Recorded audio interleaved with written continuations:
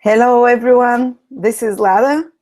I'm just gonna wait a few minutes for everyone to come online and we're going to start.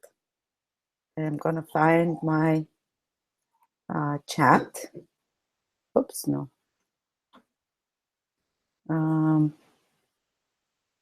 Where's the chat room? Must be here. Okay, I'm seeing the chat now. Hello, Tira. Let's wait 2-3 minutes for everyone to come online. Oh, it's a Taurus moon today. Wonderful. Look, synchronicity, even without thinking about it or planning it. The moon is in Taurus, and the moon shows our emotions, and the moon is the most intuitive planet, so we're gonna tap in very intuitively and visually, because the moon is very, it works with, the moon works with impressions, and we're gonna get a very powerful inner impression about what Taurus is like. And this moon in Taurus is helping us. I'm very happy that someone brought this up. Thank you. I have no planets in Taurus, but all my best friends are Taurus sun signs. I'm so excited. Yeah, Maya, you don't have to have any planets in Taurus, because we're gonna talk what it means to have Taurus on different house cast. Everyone has Taurus somewhere in their horoscope. Like I have it in my 4th house from the ascendant, and in my 2nd house from the sun. So you can listen to when I'm speaking Taurus through the houses, what it means, and it will definitely explain a lot about that area of your life. So, okay, I'm gonna start going. I think we have 150 people who bought this course, but it seems like we are only 22 so far online. So it's great. I'll be able to answer more questions for you guys.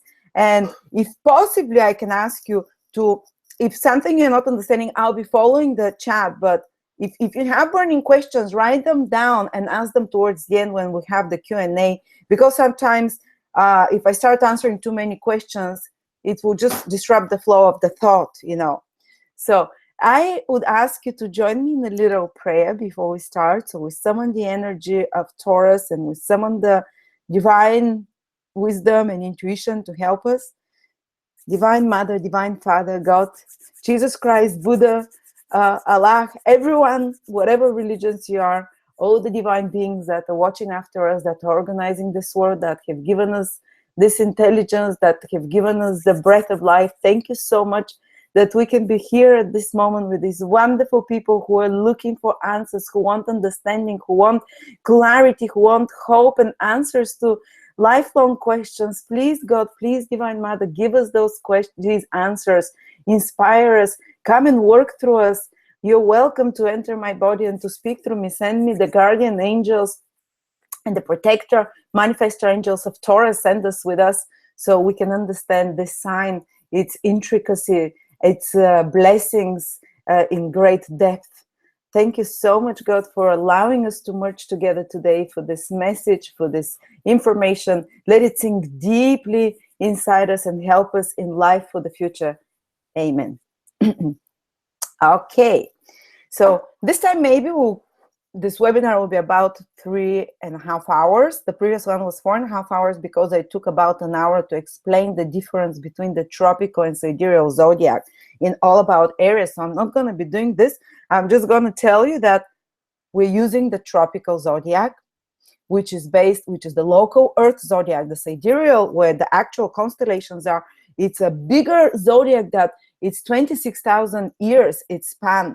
And that big zodiac is used for different themes. It's used for different predictive themes. It's used for predictions for the whole world. It's used for predictions about the cultural epochs and eras of humanity, because each sign lasts for 2,000 years there. Each constellation rules for 2,000 years, while the local Earth zodiac, which is exactly the same like the sidereal, but it's like an imprint around our Earth.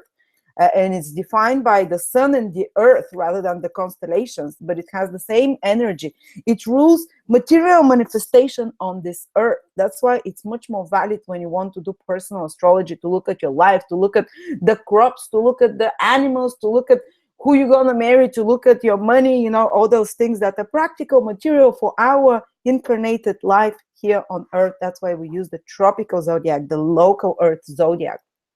And we're going to start first by saying some general things about Taurus, and then we're going to go into what it means, the 12 signs contained within Taurus, how they make Taurus what Taurus is, why Taurus tends to think about money and attract money more than others and assets. You'll find out why, because Gemini, the sign of thinking, is in their second house.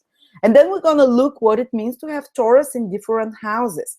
Taurus, even if you have no planets in Taurus, no sun, no ascendant, no moon, you're going to have Taurus somewhere in your horoscope from your sun and from your ascendant. We look always so Taurus will be triggering two houses, one from your sun and one from your ascendant, and you have to listen for that one, and I'll show you how to see where Taurus falls in your horoscope. If you don't know how to do that, because this is foundational course. And the last part of the horoscope of the webinar will be Taurus, different planets in Taurus, from the nodes, the sun, moon, Venus, Saturn, Jupiter, and so we're going to cover absolutely everything that we can know about Taurus. And by the way, I prepared specifically for Taurus today. I put on makeup, I put on a flowery dress, because Taurus rules flowers and nature. And I put on a good smell on my body. I don't usually put perfumes or any creams on my body, but to honor Taurus, I did this today, because Taurus rules the 5 senses. And if you know Taurus people, they're very much into 5 senses, into smell, good food, good visuals, good to look good, to smell good, to taste good, because Taurus is actually a very simple sign, very uncomplicated sign. But probably that's one of the reasons why Taurians can be happier than others, because happiness is in simple pleasures, in simplicity. And no one knows how to enjoy those simple pleasures of life, of earth, of incarnated, tangible, material things better, a material life better than Taurus does. And Taurus, let's first break it down a little bit.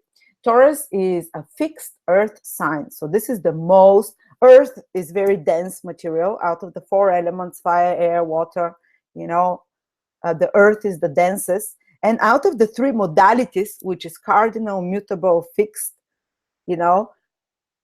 Taurus is fixed, and it's earth. So it's the most stable sign of all. It's the most fixed, the most unchangeable, because both the element is very dense and the modality is the fixed one. So wherever Taurus is in our horoscope, it will show things that stay for a long time the same.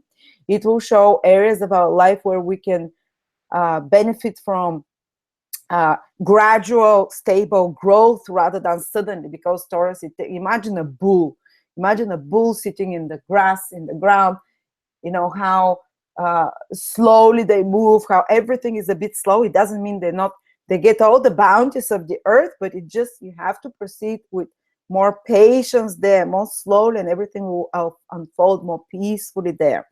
So Taurus is a fixed earth sign. That's why it rules. It's very material. That's one of the reasons Taurus is one of the most material signs. And it's not in a bad way. We live in a material world, and it doesn't mean they're money grabbing or something. They have understanding of the value of material things. That's what I mean by material. They would see an object and they would appreciate it correctly. They would see a dress, say you have 2 dresses. One is made out of very fine material. The other one is a bit cheaper, looks just the same. But Taurus is one of the signs who would feel the quality and immediately assess the value. Which one is the better? Which one is the better quality? They understand matter. They understand earth and everything that is tangible. That's why they also, you can people with strong Taurus, whether it's their Venus, Sun, Ascendant, they would much rather buy something that is quality, that is better quality, rather than buy lots of different things that are not quality. And they would be able to understand the difference and the worth of something. They can because Taurus is ruled by Venus, the planet of evaluation. Venus is the planet with which we can sense again the worth, the value of something. So they're very good at smelling out the good deal, smelling out what is worth it and how much it costs, or how much it's, how valuable something is, basically. And so Taurus people will be, usually very well developed senses. smell, tastes, very visual as well, touch as well. They're very sensitive touch, and you'll find out why also they have such sensitive touch. Like if you have a Taurus touch a material and someone else touch a material, say someone with Taurus and Taurus moon or Taurus ascendant, they would find the difference in the material much better than someone who doesn't have Taurus. So, and the smells, they're very sensitive to smells, you know, and you'll see when you want to seduce someone who is a Taurus, wear a good perfume, wear something, put on makeup, look beautiful, you know, but look natural, because Taurus is a very earthy sign, very natural sign, because they, you know, it rules earth, of course, and it's uncomplicated. It's only the second sign from the zodiac. So they appreciate natural beauty. They appreciate something that brings you closer to nature. And Taurus rules, let me quickly say, Taurus rules all natural earth resources, the bounty of the earth, the fruits, the trees, the lushness of nature. So Taurian people can benefit a lot from natural resources, you know, because they appreciate them most. You know, Taurus rules all hoards as well, hoarding, amassing, collecting, because Taurus is bulky. It wants to attain whatever its fixed sign. It's earthy. It likes material things and it wants to keep them. It wants to attain them and collect those material things. So it rules all hoards. It rules storage as well. Say someone decides to open a storage company and asks you as an astrologer, should I open a storage company? And you see that this person has Venus, the planet of money, or the 10th house, which is career, or the 6th house in Taurus, and you say, yes, do. You can definitely open a storage house, you know. Taurus also rules restorations, you know, restoring, again, restoring something. And it rules, interestingly enough, maybe something you haven't heard, history. Because what is history? It's a collection of stories, it's a collection of archives, of old songs, of records, of stored memories, and Taurus rules all this. And which better sign to rule history? Because Taurus is the one that holds on to things the longest, the most secure, the most stable side, and history, we need to keep it longest in our memory. So Taurus keeps the memory of history and keeps those records and archives and old songs and stories. And you'd often find people, Taurus, you know, they would say, well, I'm not material, but they might be working in careers which are collecting old songs or collecting folk stories or archiving something or keeping records of some sort, not organizing them. This is Virgo job. Taurus just likes to do collections of the past, of archives, you know, to stored memories of any sort. And thanks to Taurus, to the qualities of Taurus, we have history. So you'd often see someone with strong second house, which is the house of Taurus, a strong Taurus in the horoscope that might be drawn to history, to archives, to, you know, old folk ways and songs, and, you know, stored, you know, history information of some sort. So also, Taurus, as I said, rules pastures and fields and forests. So if you see someone that has moon in Taurus and they're asking where should I live, because the moon is like a place of living, and there is no, say, Saturn there or Mars to change the influence of the moon, you'd say, well, you should live, your house will be, or if you have the 4th house in Taurus, you can say your house and where you're going to be living will be next to nature, will be in pastures or fields or forests. And even if you live in the town, you'll be next to a park, next to something green and lush, you know, just like I have Taurus on the 4th house of place of living. And believe me, every time I find myself and I feel happy as there when I'm surrounded by nature. Even it doesn't mean you have to live in the forest alone, you know, with like a witch or something. It's just there's more natural beauty around. And it rules also, oh, if you see Taurus on the 5th house, where do I go on holiday? Well, you go to green, natural places. But anyway, just telling you how you can use that as an astrologer by knowing what Taurus rules. Taurus rules villages as well. So people with Taurus somewhere strong might be more drawn rather than to bustling, busy city life, especially if Taurus rules something connected to place of living, like moon or or 4th house. They'll be drawn more to villages, to where there is greenness there, where they might have a garden, you know, to be in touch with the story and earthiness, basically. So it rules worldly possessions, it rules wine, food, sweets, Of course, that's why we know Taurus are a little bit predisposed to putting on weight, because they appreciate so much of those pleasures, the taste pleasures of the world. It rules money. We all know Taurus rules money as well. Um, Sound, taste, touch, luxury. It rules perfumes, oils, everything that affects the five senses. Essential oils, aromatherapy. Say someone wants to heal others through aromatherapy, and they ask you, should I do that? Will I be successful? And one of the healing houses is the sixth house, or the eighth house, healing traumas and transforming people. And if you happen to see Taurus there, planets in Taurus, you say, yes, go ahead. You can heal people with aromatherapy, with oils, massage. Taurus rules massage, because remember, Taurus is the five senses, touch, and massage, is touching you. It's physical touch. And we'll see why Tauruses can be great healers with hands and masseuse as well, because you see that the third house of Taurus is ruled by Cancer, which is very sensitive and makes the hands very sensitive. And Cancer is a healing sign as well. But we'll talk about that when we get to that part. Okay, Taurus rules, worldly possessions, field pastures, luxurious environments. When they ask you, say, you want to take a Taurus on a date, and you either take them somewhere in nature, but they should not. Taurus does not like to be like a pioneer in nature with the axe and the tent and the mosquitoes around. No, Taurus likes its comforts. Taurus it loves the lushness, the beauty of nature, but don't you put them there to be, fighting with tigers or beating off mosquitoes. Taurus likes the beauty of a beautiful nature, but not, the comforts as well of luxury in some way. So they also, it rules endurance, patience, persistence. I'm reading my notes because there's so much information here, guys. And of course, Taurus, as a fixed sign and as Earth, is very strong-willed. When they set their mind on something, it might take them a while to get started, because Taurus doesn't have this motivation to start doing things. Because why? You'll find out, because Aries, which rules our energy, motivation, is in the 12th house of Taurus, which is invisible, which is the 12th house is something that is a bit behind us. We don't have easy access to the 12th house. It's invisible house. It's house that we can't access so easily. And with Aries there, the sign of energy and drive to start new things, it's a bit harder for Taurus. If you have strong Taurus ascendant, Taurus sun, Taurus moon, to motivate yourself to start new things.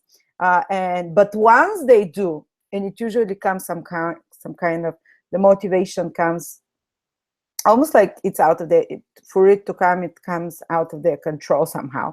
But subconsciously, when it comes though, once they decide to start in a new beginning or new direction, they're like a train that you can't slow down. The steam train, it takes long to start moving, but once it starts moving, there is no redirecting it. There is no, it's just follows through to the end and completes everything. And that's why Taurus is always considered like pillars of society.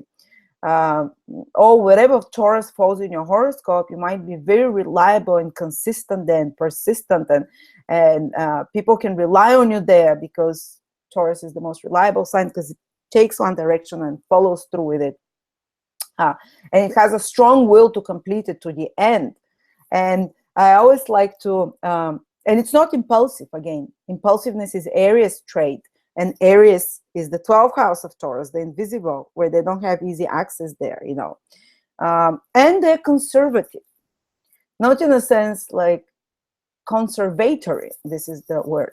They like to conserve resources. They're very resourceful. First of all, Taurus is one of the signs, because it appreciates resources, because it thinks about them, it can find easier access. What we think about, we manifest, to easier access to resources, or to create such resources. Taurus is a sign of making things, making material, tangible things, commodities, goods of any sort. But they will be able to conserve things, and they conserve their energy as well. They don't go wasting energy. And that's why people might call Taurus sometimes lazy. Well, they're not lazy, guys. They are conserving energy because that's the purpose of Taurus: to store, energy, to conserve. Is that the right way? To conserve that energy in the body, because Taurus is the second sign in the zodiac, and the second house rules our food. What gives us energy? What maintains energy? How we store energy? It also, it's connected to weight, because what gives us energy is having this weight on us. That's why Taurus is more predisposed a bit. Again, I keep repeating a bit later as well, to putting on weight, because Taurus energy is one that attracts, that conserves, that keeps to itself. They do not waste energy. Remember, that's one thing in Taurus. And when we're looking at the houses, say you have Taurus in the house connected to, how do I say, to communications. If you have Taurus in the third house, you'd not want to waste energy on wasteful communications just for the sake of chatting away, Or if Taurus rules your second house of food, and you're not going to want to waste food and things like that. You're going to conserve those things, and collections and possessions. So that's why, as I said, it might feel a little bit lazy sometimes, and there is laziness for certain. The sign of physical exercise and movement is Aries, and remember, Aries is in the 12th house of Taurus. When we're talking about the houses, I'll explain to you, how each sign gives the qualities of Taurus and why Taurus is like that. And it can be self-indulgent because it enjoys the good food, the good wines, the good song, and music, and the good pleasures of life. So they can look hedonistic, and sometimes when taken to extremes, Taurus can be the most hedonistic sign. But they don't do it to get high, to get drunk. They don't do it to cover some pain. They do it because they enjoy it, actually, and Taurus rules also all music, art, because what is music and art? Enjoyment with the eyes, enjoyment with the ears, enjoyment of beautiful sculptures, or whatever it is, beautiful gardens. This is art, and specializes in collection and storage of material values, whether it's finances, whether it's banking, whether it's cattle, whether it's warehousing. All of those things is stored like Taurus is. Capital accumulation of any sort, and of course, Taurus is beauty, because Venus rules Taurus, the planet of beauty. Together with Libra, Taurus and Libra are the two most beautiful signs. And they are beautiful, Taurus in particular, in a very natural way. Venus, Libra in a more classical way. But Taurus people that have planets in Taurus, you'd see they have some curves on them as well. Taurus moon, Taurus sun, Taurus ascendant. I can give you an example. And there is highly sensualized appearance, because Taurus rules the lips, the teeth, the face as well. According to Vedic astrology, pretty faces are ruled by Taurus in the second house. But in Western astrology, it's particularly the lips, the curves. It rules the neck as well. And you see that people with strong Taurus tend to have usually beautiful lips. My husband has Taurus moon, and he's like Angelina Jolie lips. Who else has strong Taurus? Well, Megan Fox, for me, is an epitome of Taurus. Just think of her. There's something very earthy, very sensual, very highly sensualized and sexual in her appearance. She has some Scorpio as well, so that gives her the extra sexual edge. But Taurus is sensual, Scorpio is sexual. Taurus is like, you just want to kiss those lips, you just want to touch them, and they're so and they usually, there's curves, because Taurus gives curves to the face.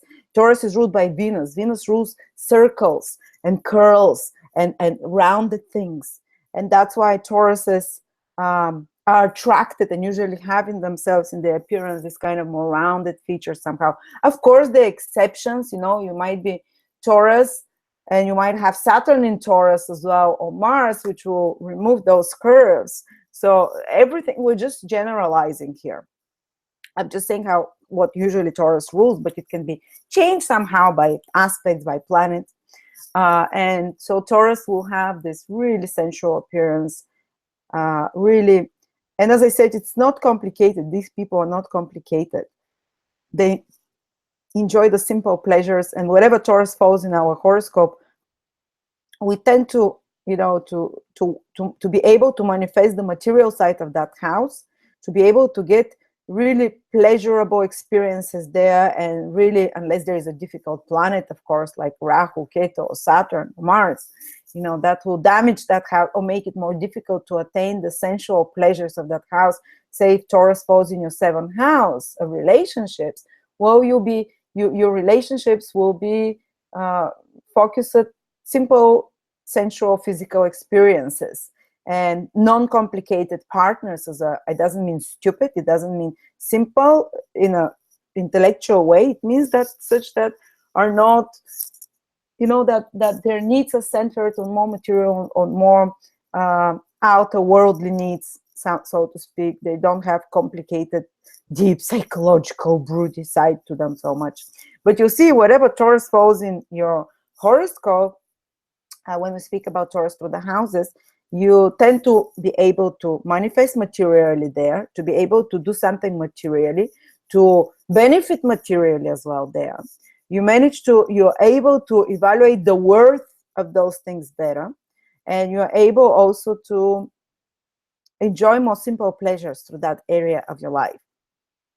Okay, so I can speak for hours about Taurus, and one last thing I want to tell you about Taurus is that I was giving a comparison about Aries, how Aries is a ram, and rams in nature, because they're ruled by the sign Aries, the sign Aries builds up all the rams and all the sheep, while the sign Taurus, the streaming of those energies, they created the animals, the cow animals, the bulls, the cows. They're directly, the cows and the bulls directly show you the principles of the sign Taurus. And if you observe a ram and sheep, they'll eat the grass with the roots. So they waste resources. This grass doesn't grow after that. They leave deserts behind them. Just like Aries is like, passes through there and it's like burns everything and moves away and doesn't care if it's exhausted all the resources. It doesn't think about the future consequences. It just, rushes through, devours everything, moves ahead. While if you watch a cows, they graze the top of the grass. They don't take it out with the root. So this grass regenerates. This grass grows again. And they conserve. They're conservers, and the same thing with Tauruses in their life. They'll not spend all our energy. They'll not spend all their resources. They'll think about how to conserve it for the future, so it can again be lush and grow, and to have more of those resources. So this is one example you can use for Taurus that you'd understand very well their nature. Okay, so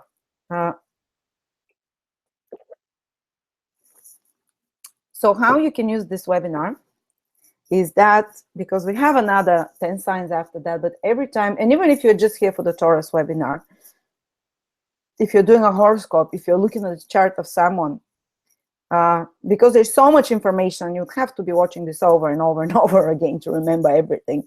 But say you see someone that has moon in Taurus and the moon falls in the 8th house, and you're like, what does it mean for this person? So you come, there will be timestamps on this video. You click on moon in the 8th house, you listen, moon in Taurus, you listen to it, and you click on Taurus in 8th house and you listen to it, and you start making, I understand, and we give advice. Here was the best action, how it manifests materially, and you can give advice to your clients, to your friends, to yourself. You can understand yourself better. It's great. Astrology is amazing. It gives us answers it can give answers for absolutely every question of life, from should I buy a house in nature, or should I wear red, or which is better for me? You can see such stupid things as that from astrology. Or what color my car will be, or what's the best car, or what's the best career, or or what are the best foods for me as well. Anyway, so remember, Taurus rules the mouth, Taurus rules the sensual, because we take sensual pleasure from the mouth, the neck. So Taurus also says susceptible to throats, in the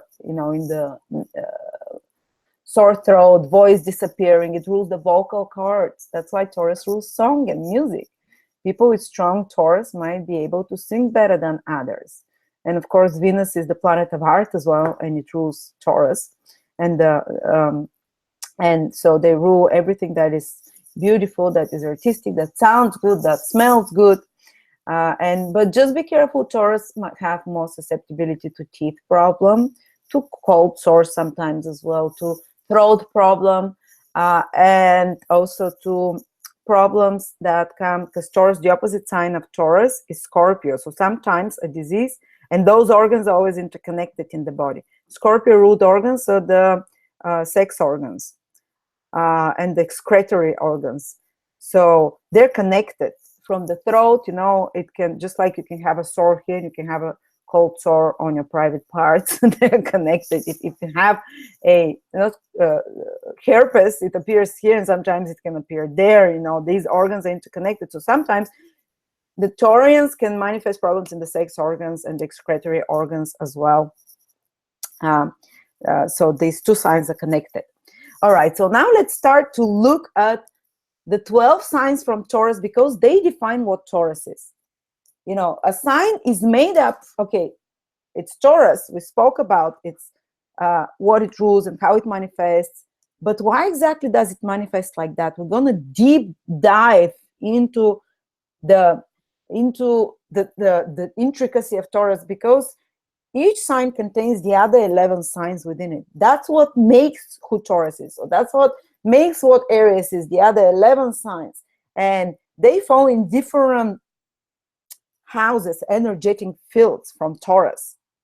And you'll notice that all Taurians, like Taurus Sun, Taurus Ascendant people, and even Taurus Moon people, would manifest in certain areas of life similar patterns. And we'll find out exactly what patterns are most likely to manifest in the life of a person with Sun, Moon, or Ascendant in Taurus by explaining the meta zodiac, which is the zodiac which comprises the other 11 signs comprise this one. Next time we'll look at Gemini, how the other 11 signs comprise Gemini, but they fall in different houses from Gemini, different energetic fields. That's why Geminis will have very different behaviors and qualities than Tauruses.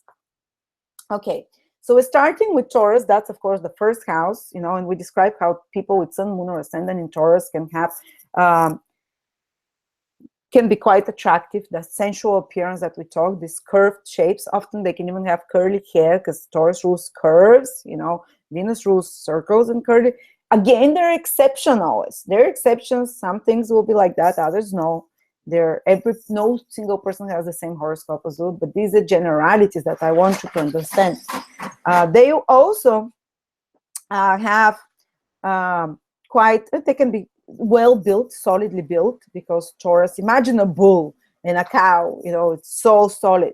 In the same way, Tauruses have this, and when they have muscles, they can get bulky muscles. I've seen some of the best bodybuilders actually have strong Taurus Ascendant or Taurus, something strong in Taurus, because they can amass the body weight, they can amass also the muscle.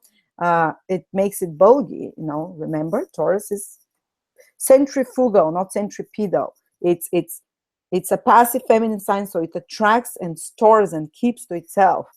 So they can have quite good, bulky, solid, well-built, muscular sometimes, or if they don't work out, it can be just more solid built and more curvy, more sensual built, pleasant faces, as I said. If you have Taurus, Sun, Moon, or Ascendant, often the face will be attractive. And the neck can be either beautiful, especially Venus is in Taurus, because whatever Venus is, it gives whatever sign Venus is in, gives beautiful part of that body, makes it beautiful. But Tauruses can have a more remarkable neck, like a bigger, thicker, longer, somehow something with the neck you see there. And often they might even like to wear accessories around the neck, like a scarf or something like that, like beautiful things around the neck as well, beautiful necklaces and stuff to accentuate this neck. And they tend to have plumper thighs sometimes as well, this hourglass shaped body. And as we said, they tend to put on weight when if you have Taurus Ascendant, Taurus Moon, Taurus Sun, because all those things that we talked about Taurus, they apply if you have Sun, Moon, or Ascendant in Taurus in the first house. And they, of course, they have what the first house, especially Taurus Ascendant or Taurus Sun, the first house shows your destiny, how you are meant to develop in this lifetime. And Tauruses are meant to develop through natural resources. Their life can be very strongly connected somehow to natural resources, to nature, to bounty of the earth, to even organic gardens and stuff like that, to food, because Taurus rules food, what sustains us. Their life can be, they're here to, to develop their, their life, to learn, to grow, to live, to experience foods, to experience natural resources, luxury, arts, music, fine foods, collections, treasuries. So you should not judge a Taurus. If they're drawn to those things, this is their mission. Their Sun, Moon, or Ascendant is there. Who will preserve these things for us, the natural resources? Who will develop them better than Taurus? Who will develop those beautiful, fine tastes and foods? They're not, it can grow into gluttony, of course, but they're here to develop the food industry, the wine industry, to make life more enjoyable and pleasurable for every one of us. So if they focus on those outer things, thank you so much, Taurus. You're making our life so much more sensually and visually enjoyable. And many of Tauruses as Ascendant might have a mission in arts, to beautify environments in some way as well, to make things pleasant, to creations, collections and treasures. Those collectors. There was something funny yesterday I watched. What's the difference between a hoarder and a collector? Well, the collector is called collector because he's rich, and a hoarder, he's poor, so he hoards. They call them hoarders, but that's very Taurus energy. And of course, Taurus rules wealth and money. So you see that wealthy people always have those crazy collections, whether it's of cars, of paintings, of arts, and they preserve them for later on, for humanity, for paintings, arts, whatever. While poorer Tauruses, they would just hoard, basically. They'll still have collections, but they'll be like not with such high value. But yeah, so these people are here, the first house, what we talked about, to bring all those things to us, to develop them, to make things, material, tangible things of any sorts. And we also have, now that's something interesting. Okay, that's the first house. I'll put here. But, and it's ruled by Venus, because Taurus is ruled by Venus. But Libra, the sixth sign from Taurus, is also ruled by Venus. So for Tauruses, you'll see a tendency that sixth house rules people that are lower on us on the social ladder. Our servants, servants in the past, our employees, people that are poorer than us, people that are less privileged than us in some way, animals as well, because animals were like the lord of, so to speak. And this Taurus is connected. The same planet that rules Taurus rules Libra. So the life of Taurus is very connected to such sixth house matters. And you'll notice that Tauruses usually are quite, because Venus rules pleasant things, good behavior, they're connected by their Lord Venus. So the sixth house and Taurus's life and destiny in life are very interconnected. So Tauruses can be very pleasant and kind to people that work for them, to their employees, to their animals. They might have a lifelong love for pets and animals as well. Maybe that's why they'll think, oh, I love nature. But look how the sixth house of animals, and those servants and those that are employees, co-workers as well, how they are connected and how often they can be very pleasant and loving to such people as well, and animals as well. But sixth house also rules illness in astrology. It's the house which is out of balance there. And Tauruses have to be very careful. They can have a lifelong addiction to sugars. Venus rules sugars. Sixth house is what illnesses one can develop. And they're connected. And the first house is the physical body. So the physical body of Taurus is connected is more prone to illnesses through indulgence through Venus, especially through sugars like alcohol, like carbs, like rich foods.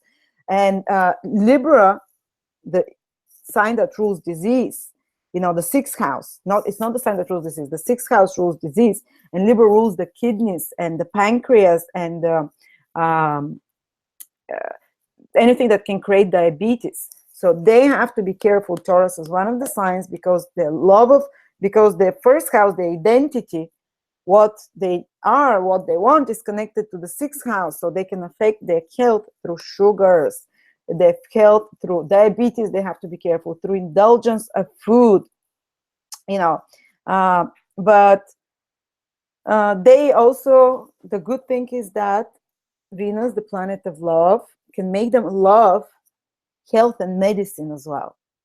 So they can counteract that by having a lifelong love for medicine, for health, for such things, because the first lord and the sixth lord are one and the same planet. So they're one and the same. As much as they like the enjoyment of Taurus, and the excesses and pleasures, they also are connected psychologically to research about health, about how to take care of the health, and to diet and things like that. So you can see Tauruses that, yes, they might like to indulge, but they also might like to take care of can have love for supplements, for diets, and things like that through this connection. And remember, they also love their employees. They have affectionate affiliation to employees, to staff, to the working class. They're liked people by those below them. Those below them on the social ladder, the sick, the poor, they can have love. Venus is love towards such people. They might want to help such people.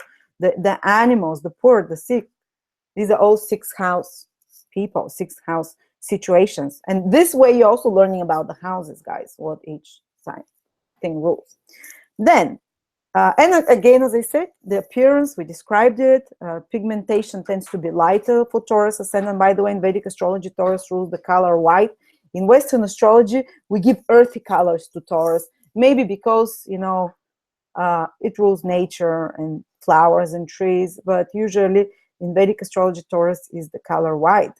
So it can give white, then not like white face like a ghost, but say if your parents are a little bit darker, you can get a little bit lighter, skin color light, a tone lighter than them, for example. Okay. So now we move to the second house to explain about Taurus. The second house, the second sign from Taurus in the Meta Zodiac is Gemini. And the second house, as you know from astrology, or if you don't know, second house rules money and values and assets. And you'd understand now why Taurus is so good also with money and assets and resources.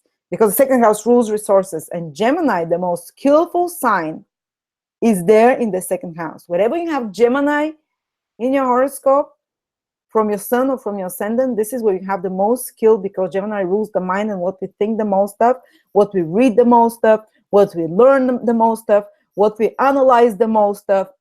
And remember what there is a saying, what you think you become. Well, thinking, Gemini, second house, resources, money, assets, finances, possessions. Taurus thinks the most about that.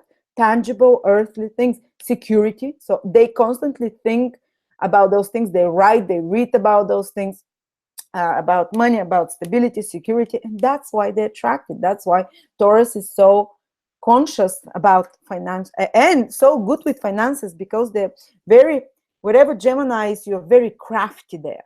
And in the second house, they're very crafty with plans for money, for resources. And not only that, but it also indicates that he can make like very clever financial transactions, because Gemini is the cleverest sign. And second house is money and resources. So they can, it's so clever, so witty, so they can fastly think, oh, okay, this is what I have to do to preserve those resources. And that's why Taurus is so good with resources. Funny, isn't it? And they also, they can, okay, things a lot about money. They can have resources, or they can have diverse sources of income. because Gemini is an extremely diverse sign. You know, it's the twins to multiple multitasking. So often, if you see a Taurus and rich people, you know, rich people are Taurus.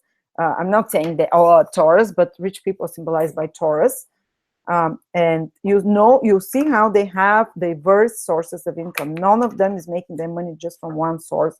And that comes from this resourcefulness of Gemini in the second house of money, and this diversity of Gemini that it has, and it brings to Taurus the ability to earn from different from different sources. Just a second. Sorry about that.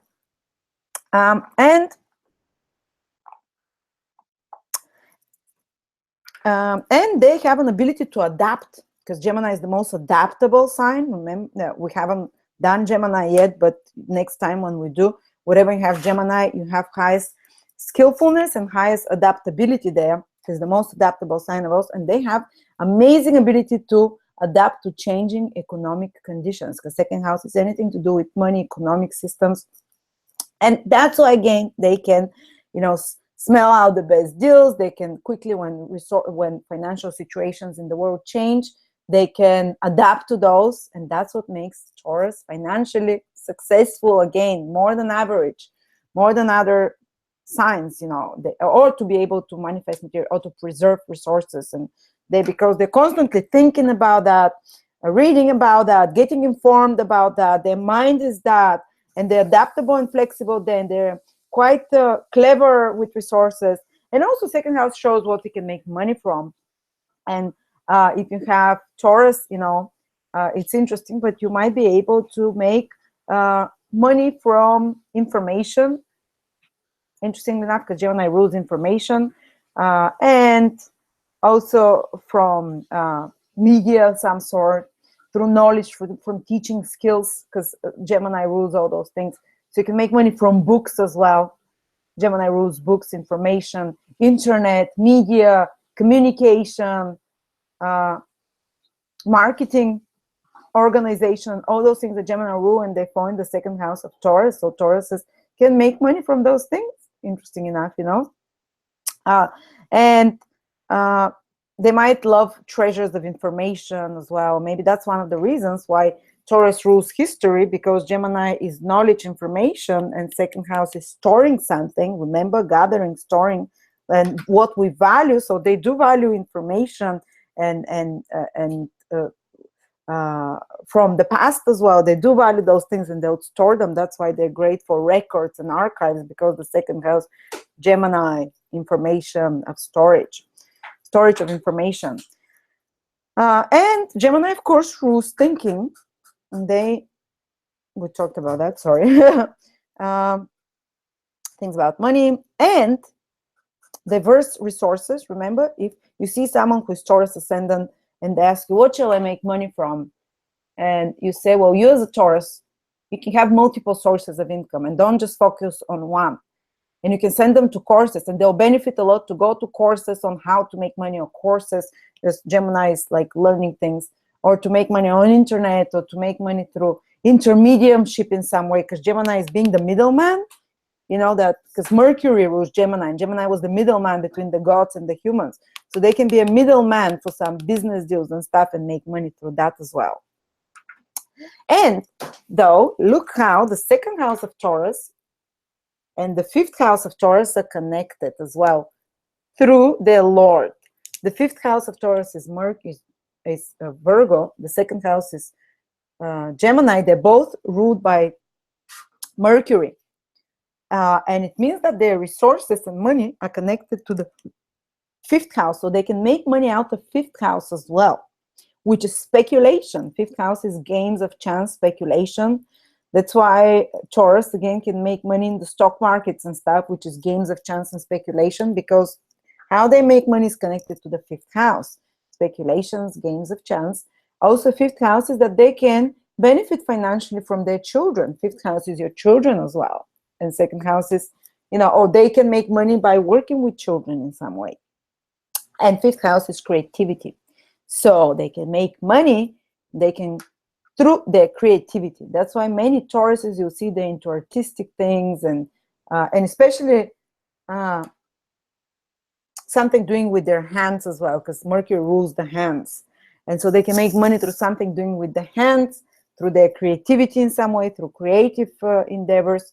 And that's why the fifth house is the creative intelligence. Second house is our assets, what to make money from. So they're extremely creative when it comes to finding resources. Second money, extremely creative when it comes to finding resources, again, through the mind. You see how that's why Tauruses make good money, because of these associations of signs of the meta zodiac. So hopefully you're understanding that and you're following me. And oops, so creative thinking in regards to how to have more money, and they can have brilliant ideas. Fifth house is like a brilliant idea that comes to you, and like your powerful creative intelligence, not something you're repeating like before, something new, exciting, and inventive.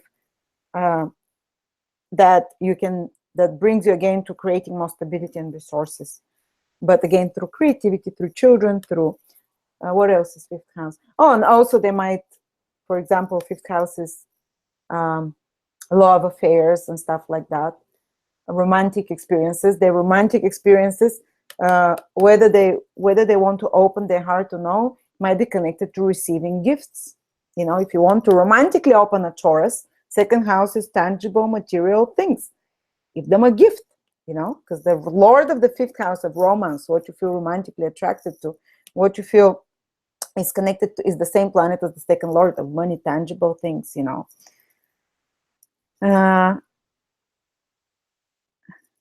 Okay. And remember, if there is, this is just general, because if you have a bad planet in your horoscope in the second house from the ascendant or from sun or on the planet that rules the second house, this can change things a lot. This is just generally why Taurian energy tends to be like what we describe it. Then we go to the third house.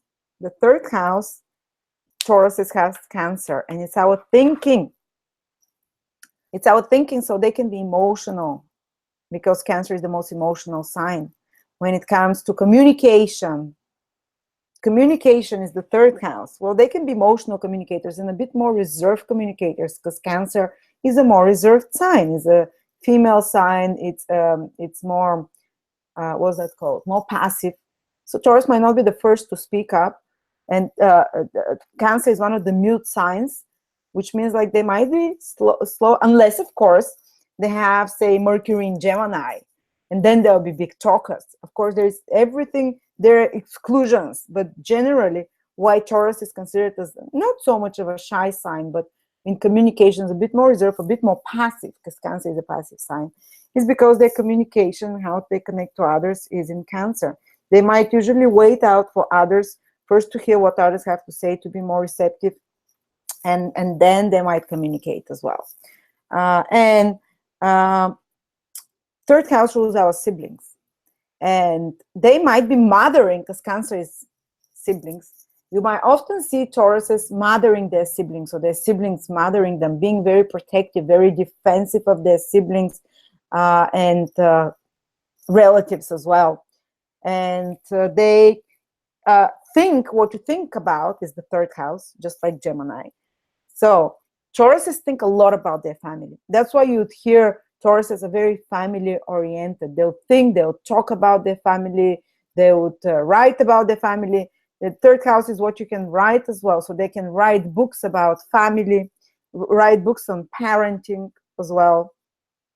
That's another thing they can do. They can write books on how to on home and property books, or read and think, because third house is Cancer is home, property, so they think a lot about that. They communicate about home, property, family as well. They can read and learn a lot about that. And let's see, very attached. Cancer, whatever Cancer is what we're very attached to emotionally. Third house is your siblings. They might be very attached to their siblings and very sensitive. If there is some harm to their third house or the planets of siblings in their horoscope, they might be super attached to everything their siblings tell them. or schoolmates, teammates. Third house rules schoolmates, teammates, siblings. So they're super sensitive, very attached to them, very attached to people in the immediate environment.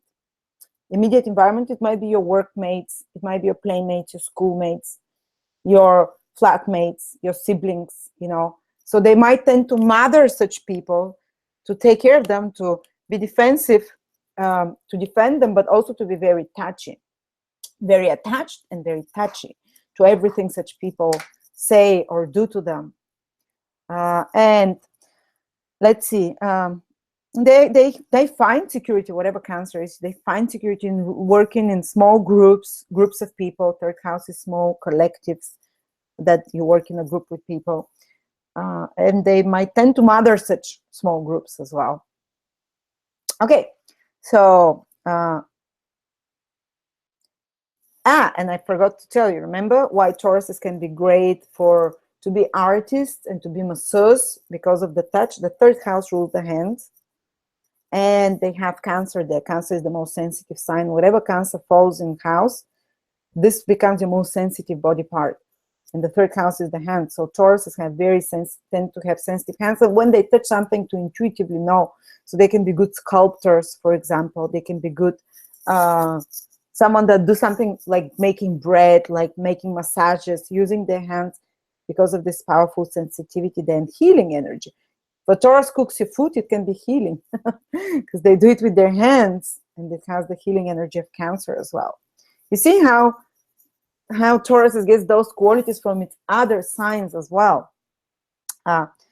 And they can be great for cosmeticians as well, for hairstylists, for massage therapists, anyone who works with their hands, because of the sensitivity of Cancer. And when they touch your hair, you might almost get like, you know, and they know exactly how to, you know, this sensitivity with hands, how to work with them, basically. Okay. And the emotional communicators, emotionally intelligence, because intelligence is the third house, your mind, and Cancer is very perceptive to feelings there, so they can be very perceptive to emotionally kind of more intelligent, so to speak, and sensitive in communication, and a bit more reserved sometimes as well. Okay, let's move to the next house for Taurus.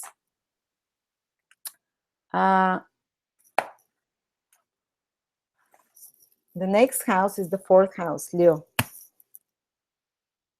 Leo falls in the fourth sign from Taurus, which means that more than average, you'll see people, Taurus sun or Taurus ascendant or moon, that they have palatial homes, because Leo is the king. Leo is show off, is glamorous. So you see Tauruses in luxurious homes. They'll be drawn to such luxurious environments or places, you know, and also warmer places of living, because Leo rules the sun. Leo is the sun, is heat, it's fire sign, is warmth, you know. So they can have these bigger homes, they can be drawn, or at least really like that. And the fourth house rules the family as well. So Tauruses can be very proud of their family. You see, they not only think about their family, Cancer is family, fourth house is family. They think third house, Cancer, and talk about their family. But at the same time, Leo is their fourth house, a family. So they are very proud of it. And they will, like a king who wants to have control of its domain, Tauruses might want to be the boss at home, might want to be the father, the head honcho, the head figure in their home and family environment. And so the family, whatever Leo is, this is your biggest source of joy in life. The family will be the biggest joy in life, because Leo is where we shine bright, where we're childlike, where joy comes through us. And the fourth house is your family. And also having and owning property can make them feel so proud, and they can take such good care of their property, and they can make them feel, bring them confidence. Wherever Leo is, you feel confident there. You feel, you know, you feel strong, and they feel confident in their family. They feel a sense of self-confidence and self-esteem that comes to them through their family. And if you see a Taurus that is lacking of that's lacking self-confidence, and you know that Leo rules their fourth house, you have to advise them to have a property. They'll be feeling very proud of it, or start their own family there, or be more in touch with their family, get in touch, communicate with their family, because this will bring them more self-esteem. This will bring them more emotional stability, because the fourth house is emotional stability. And this is also why, if you've bought Marina's book, the 20th, because Marina presents it from her perspective, I present it from my perspective, but she presented from a psychological perspective, and I love it. I found so many insightful things there, but I don't want to repeat them if you have the book. But just will say here that the fourth house shows is the foundation, is the bottom of the horoscope, and it shows what is your psychological foundation. And with Leo there, Leo is the strongest sign, strength and courage. So that's why, and very stable sign. And that's why Tauruses are so often emotionally stable. That's why Tauruses are so emotionally, have such a strong grounding in them. They can be so reliable, because Leo is the strongest, most courageous sign in their fourth house of how they emotional, how they in private life. How you're at home is Leo. They can be quite entertaining and dramatic at home. They can be quite confident at home. You know, they can be the king at home, and they can be quite joyful at home as well. Of course, unless you have Saturn there in the fourth sign from Taurus or Mars, then it changes things a lot. A planet trumps a sign. A planet overpowers a sign. Okay, so, and also when it comes to property, if you have Leo in the fourth house for Tauruses, they might like this glamorous and maybe more sunny properties, and maybe someone says that Leo rules capital cities. You know, well, probably. I'm not quite sure if capitals, maybe living in capitals, but in kind of, there's very Leo qualities to it. And the home has to be beautiful, and they have to be proud of the home, and they usually will be, you know. And the fourth house also shows one of the parents. Maybe there was a very powerful mother. One of the parents was quite powerful, quite sometimes can be a bit bossy, dogmatic, which is what the fourth house is. And later on, how you parent yourself, it shows.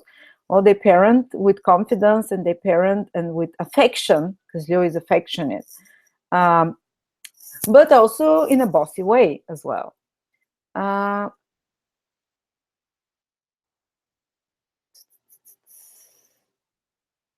Mother, sorry, just reading my roots. Central role at home. They need to have a central role, which is Leo, you know. Takes the father figure at home.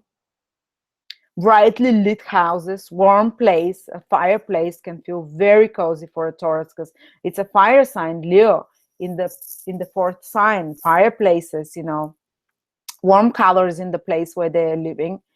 And the parenting style is self-righteous, sometimes intolerant as well. You know, that's the more negative manifestation of Leo. The more positive are affectionate, entertaining, confident. The worst ones are self-righteous, intolerant parents.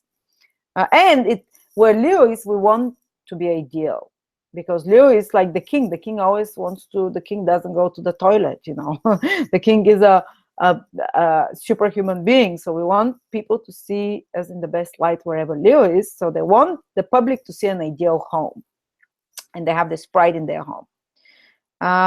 Okay. And the mother often, which is the fourth house, might have been like more the father in the family, taken the paternal role. I have a friend with Taurus ascendant, and they didn't have a father. The father left, so the mom played the role of the father there, which doesn't mean that every Taurus will be like that, but somehow the mother is a strong figure, because the fourth house is the mother. Then we go to the fifth house, the fifth sign from Taurus. And fifth house is romantic matters, and that's why Tauruses can be, when it comes to romance, there is Virgo there. They might assess things practically before they open their heart, because Virgo is a practical sign, of the feelings can be filtrated through the mind, so to speak. So before they, you know, start love affairs and stuff, they might choose those love affairs more practically. and sometimes even for material considerations, because the fifth house, and they can benefit materially from love affairs and dating. That's before marriage, the fifth house. Matters of the heart connected through Mercury to the second house of money somehow. And they often might consider first, and they might be more picky and choosy when it comes to their romantic partners, Tauruses. You've probably noticed that, but they definitely have this Virgo-ish picky, choosy when it comes to romantic partners. And fifth house rules how we have fun. Well, Tauruses like to have practical fun. Practical, because Virgo is very practical. They find joy, fun and pleasure they might like to plan their fun and joy and pleasure. They might not be so spontaneous. That's one of the reasons Taurus is not a very spontaneous sign, unless the person has lots of Aries in their horoscope. But generally, Taurus is not considered a spontaneous sign because the fifth house of spontaneity is Virgo, and Virgo is a planner. Virgo wants to know what's going to happen before it. The childlike spontaneity is a little bit more constricted here by Virgo, because Virgo wants to plan, to nitpick, to assess, to think before it acts. And fun and spontaneity can be held back because of this planning. And when it comes to creativity, because fifth house is how we approach creativity, they can be very detail-oriented, like Virgo. And that's one of the reasons they can be great craftsmen as Taurus, because they are this attention to detail when it comes to their creative hobbies, to their creativity, can make them do perfect pieces of art and perfect pieces of their own creation because of this minuscule attention to detail Virgo has. And Virgo naturally rules work. So it also means that their work can be connected to something creative. Fifth house. Fifth house is creativity. That's why many Taurus people are drawn to creative jobs, especially something to do with the hands as well. But definitely work connected to creativity, to creative endeavors of some sort. Or work, fifth house connected to Virgo, connected to fifth house, children. Taurus can work with children well. And work connected to entertainment. Taurus can work somehow in entertainment industry, because Virgo is fifth house, entertainment. I have a friend with Taurus ascendant, but his houses are shifted. His sixth house is in Virgo, not the fifth. I would look at both the house cusps, but also the whole sign system. The whole sign is you look one sign, and each following sign is one whole house. Both should be used, because this is the psychological underlying, because Virgo will always be the fifth sign from Taurus, and it means the Taurus is the ascendant. So how it connects to you, Virgo connects to the ascendant with this, this shows how you psychologically are underwired, so to speak. Well, even if the house cusps are out and in different house, say you might have the fifth house cusp in Leo or in Libra, this is more specific manifestations that are particular just for you, but your underwiring is the whole sign house system, your psychological underwiring. I'll use it both. The ancients used only the whole sign house system.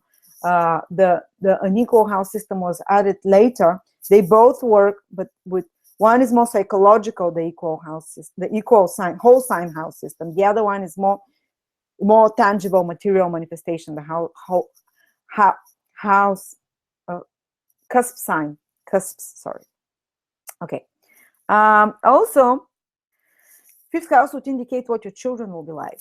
Well, they might be literally Virgos if you're Taurus, or it's more rare that they're Virgos, but it's more like that they're technically skilled, that they're quite organized, that they might be somehow connect children that get interested in medic, in healthcare, become doctors, health conscious as well.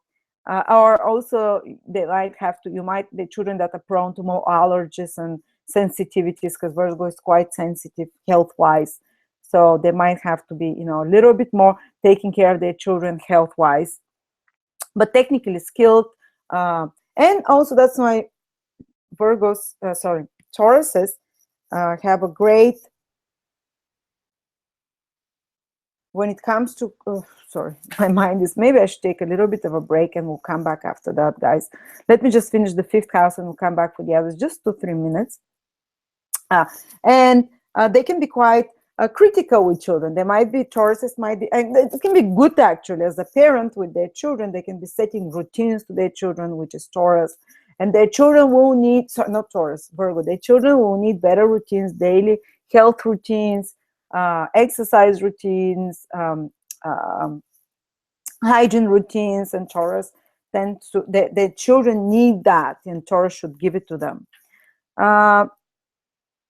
And there, what types of lovers you're attracted to is also the 5th house. Taurus can be attracted to more type of lovers that are a little bit more like maybe in the medical field. Maybe relationships before marriage might be with people that are in the medical field, for example, that are narrow specialists in something, that are apprentice or skilled, very skilled with details, for example, that are more critical, technically skilled, health conscious, people that are in health, clean freaks of some sort, you know. So that's what the 5th house shows. Okay. And Taurus themselves can be a bit critical towards their children and to their lovers, to hold them at higher levels of, demand higher perfection from them, which is what Virgo is, you know, more critical, demanding higher standards there towards their lovers and children. And they often have hobbies, because 5th house is our hobbies, which are require specific skills. So if you want to entertain Taurus, you can take them to pottery making, something that requires specific skills, for example, attention to detail or something like that. So anyway, we'll take a 2-3 minutes break and I'll be back in 1:15, 1:16.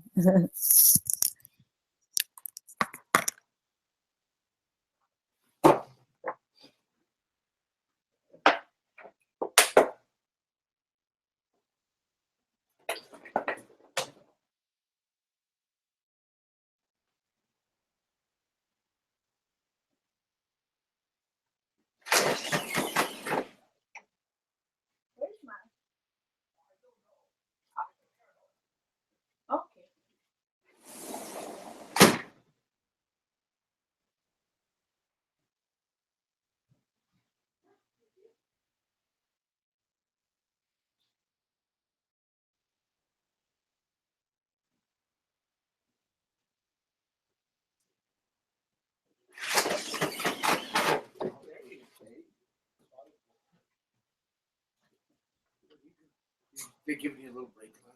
Yes. Oh, that was nice. It's okay. That was nice. Use the restroom. A lot of traffic downtown.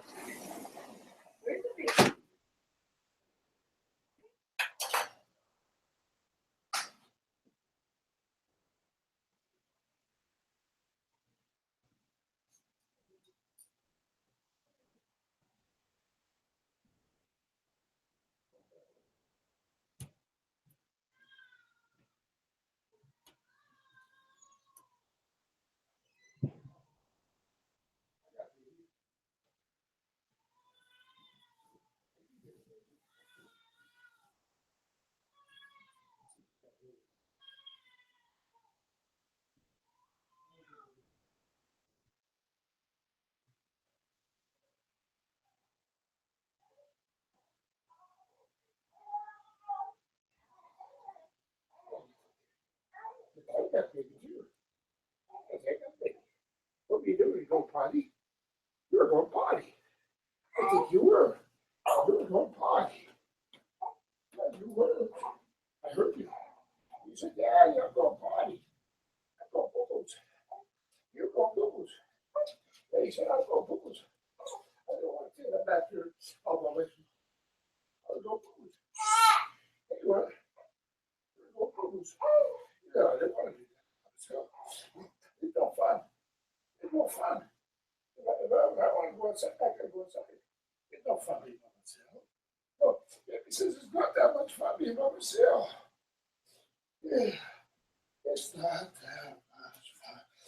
be by myself all the time. All the time. You don't be by yourself all the time. You just saying I like to get held to. 'Cause I know baby likes to get held. I don't like to be held up. I'm the baby. I'm the baby.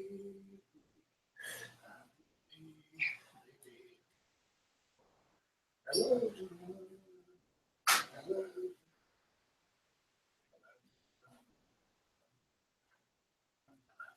I love you. Where did you learn how to walk? He's the baby. Baby, he's the baby. He loves to run. He loves to cry. He loves to run. He loves to run.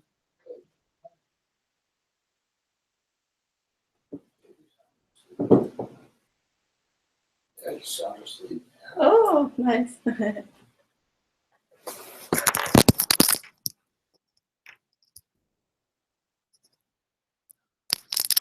Okay, we're back. And we reached the sixth house for Taurus. And the sixth house for Taurus falls in Libra. And the sixth house is our work environment. And that's why Libra is very harmonious sign that doesn't like conflict. So Tauruses do not like conflict in their work environment. They will try to avoid such things. They try to be a peacemaker, so to speak, when it comes to their work environment. They don't like chaos also in their work environment. Libra is a very nicely balanced sign. They need to have balance in their work life. And remember how we said that the sixth house is connected to the first house. Taurus are hard workers. Sixth house is the house of work because they are first house and the sixth house are connected. So they might be strongly self-identified, the first house, with their work, with the service that they're giving. They need to feel of service as well because of the connection between the first and the sixth house with the Lord, with the ruler. Remember that the illnesses that they're most susceptible to are also, because sixth house rules illnesses, are Libra connected illnesses. Kidneys, they have to be careful. Pancreas, that we mentioned, with the diabetes as well. So they have to take care of that, and through indulgence of some sort as well, because Venus rules it. And health can be compromised by indulgence, which is what Venus is. And they need to be working in pleasing, balanced, beautiful environments, which is Libra. And they can be very diplomatic with employees, with colleagues.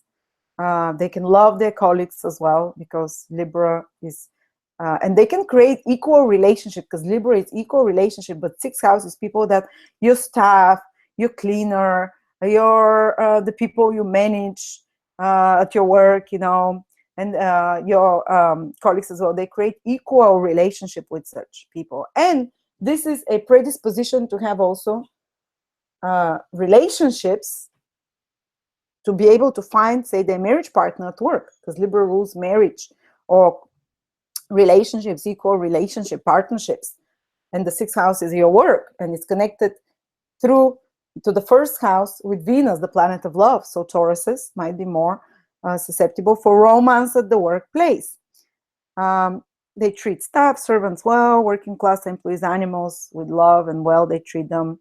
How you deal with conflict as well is the sixth house, because the sixth house is the house of conflict, interestingly enough, and competition. And Libra is not a competitive sign. Libra wants everyone to equally receive. So they might not be the most competitive. They'll be looking for balanced resolution of conflicts and problems as Tauruses, which is Libra, the sixth house. How you resolve conflict? Well, in a balanced way, in a more peaceful way, through sweet words. Libra is sweetness, sweet words.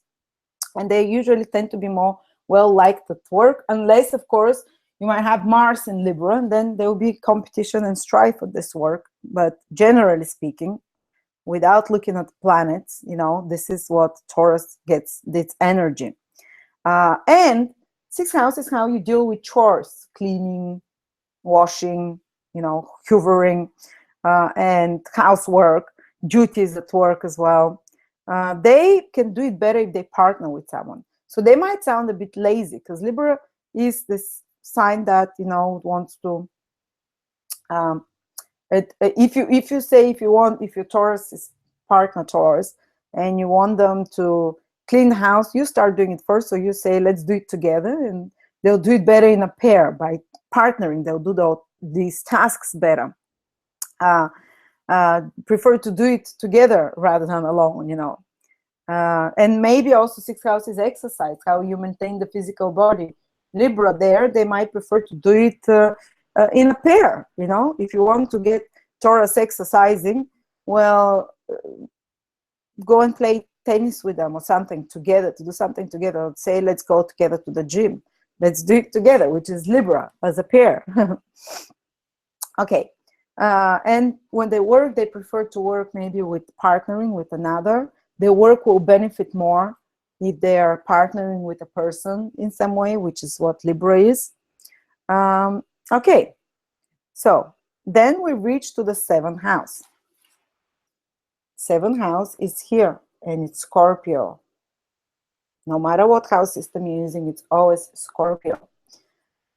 Well, this is one interesting area. Taurus are so peaceful people and usually calm and steady, but their relationships, long-term relationship, marriages, they're very intense, because Scorpio, the most intense and passionate sign, is there. That's why Tauruses can be extremely passionate in relationships. Scorpio is a very possessive sign. So Tauruses can be very possessive in love. They want to obsess the partner, to merge with the partner. And they can even become, jealous. And their partners, they can attract jealous partners. Tauruses have that within them, but they attract it from others as well. And because Scorpio has those qualities, of possessiveness, of jealousy, of control. And they often can attract partners who are quite controlling themselves, which is Scorpio. And for example, I wasn't sure, my mom wasn't sure about the time of birth within 1 hour. She could have either been Taurus ascendant or Aries ascendant. And I looked at my dad, who is my mom's husband, the seventh house.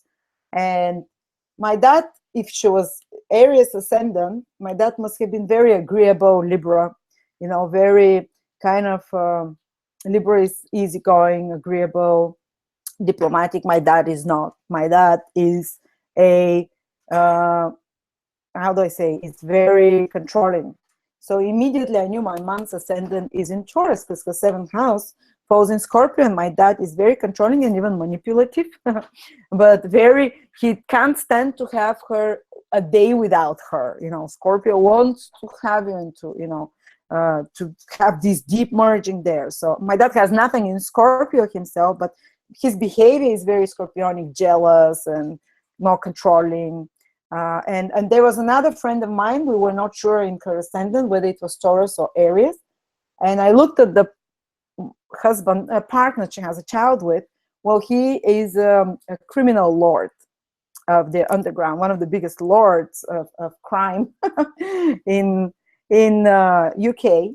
Well, of course, her ascendant would be Taurus then, because her partner is described by Scorpio. Scorpio rules the dark and the shadow side. Of course, it doesn't mean everyone who is Taurus will marry a criminal, but can marry someone who is connected to Scorpio, or partner with someone who is connected to Scorpio activities. In her case, it happened to be one of the biggest drug lords in the UK. But for others, it might be someone who is in criminal law, or someone who is an investigator, detective, Scorpio, someone who is a plumber, Scorpio rules these things, someone who is a strategist of some sort, planning, because Scorpio is a strategist, like a military strategist almost. Someone who is more secretive, someone who is dealing with secrets in some way, Scorpio. Someone who is quite ambitious as well. Scorpio is ambitious sign. Influential, powerful partners. Tauruses will have those influential, powerful partners. And the seventh house shows Scorpio, whatever Scorpio is in the horoscope, shows how you transform the most, because Scorpio is the sign of deep transformation, death, and rebirth. So Tauruses, like no other sign, can transform most powerfully through their relationships. And you know how some people, they'll never change in a relationship, and it's not good to go into a relationship wanting to change someone, but Tauruses will be changed in a powerful way through their relationship. And often they'll be with partners who are crisis prone, who are themselves having big transformations, or working in life and death situations. Might be like an emergency worker, like a someone who, you know, a crisis manager of some sort, scorpionic energy, someone who is a surgeon, life and death, someone who is a bereavement counselor, someone who is a divorce counselor, someone who is helping others to involved in scorpionic careers, psychology, a cult of some sort, or the underworld, or, you know, Scorpio has so many different manifestations, but Tauruses can be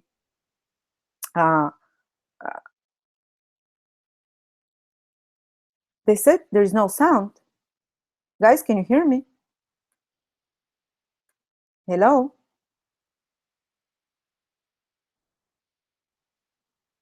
Hello? Is there no sound? Can you write to me? I'm just seeing in the chat. I can hear. Okay, good. Someone said I can't hear anything. Okay, good. Thank you guys so much. Oh, good. I was thinking, have I been talking and no one can hear anything?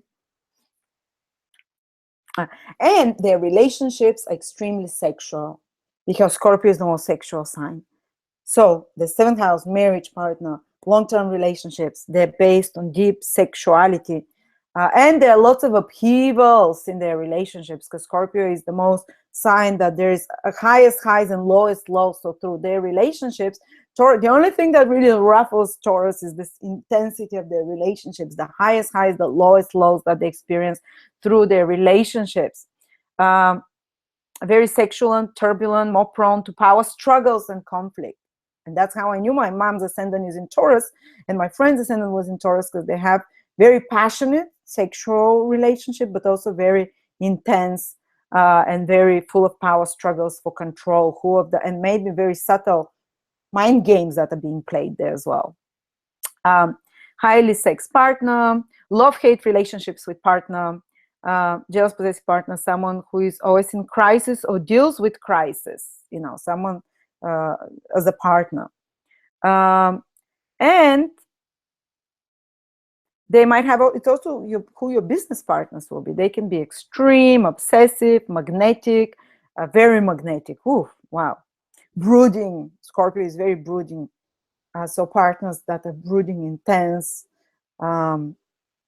sometimes even suspicious, quite suspicious. You know, Tauruses can't lie to their partners. And their partners might be very secretive. And not only that, but look, their 7th house and their 12th house are ruled by the same planet, Mars. So the energies of their 7th house of partnerships are joined, are connected, like connected genes almost, to the 12th house. So the partners might have affairs that are hidden and remain hidden. 12th house is something that's hidden, that you're not aware of. And Scorpio is a very secretive sign itself, but I'm not saying that all Tauruses, their partners will have affairs. Mars has to be somehow damaged, somehow in a bad sign, the ruler of the 12th and the 7th. But there is a higher susceptibility, probability for something, either their partner being connected with some secret, something doing behind the scenes, and not necessarily to them, but maybe in their career, or their partner somehow doing something behind their back, which is the 12th house.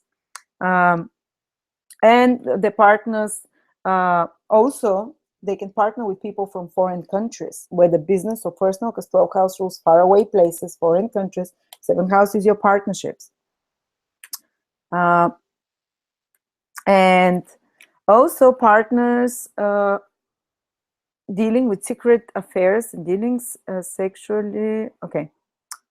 So that's about the 7th house for Tauruses and how it's much more turbulent often. That's what can ruffle them.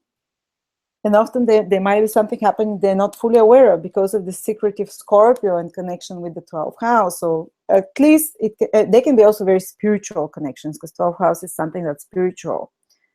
But there is this likelihood of, in the most negative case that we said about this 12th house and 7th connection, which might lead to certain affairs of partners. Okay, then in the 8th house, whoops, sorry, we have Sagittarius. That's a positive light sign in a dark house. What does it mean? The 8th house is how we experience crisis in life, how we go through crisis, how do we recover. And as Marina points out in the ebook, Sagittarius is a very optimistic sign. And often that's why Tauruses look so stable in moments of crisis and difficulties, because they have almost this optimistic attitude. And almost like luck, even if they don't have optimistic attitude, they might have some luck that in moments of Sagittarius rules where we're lucky.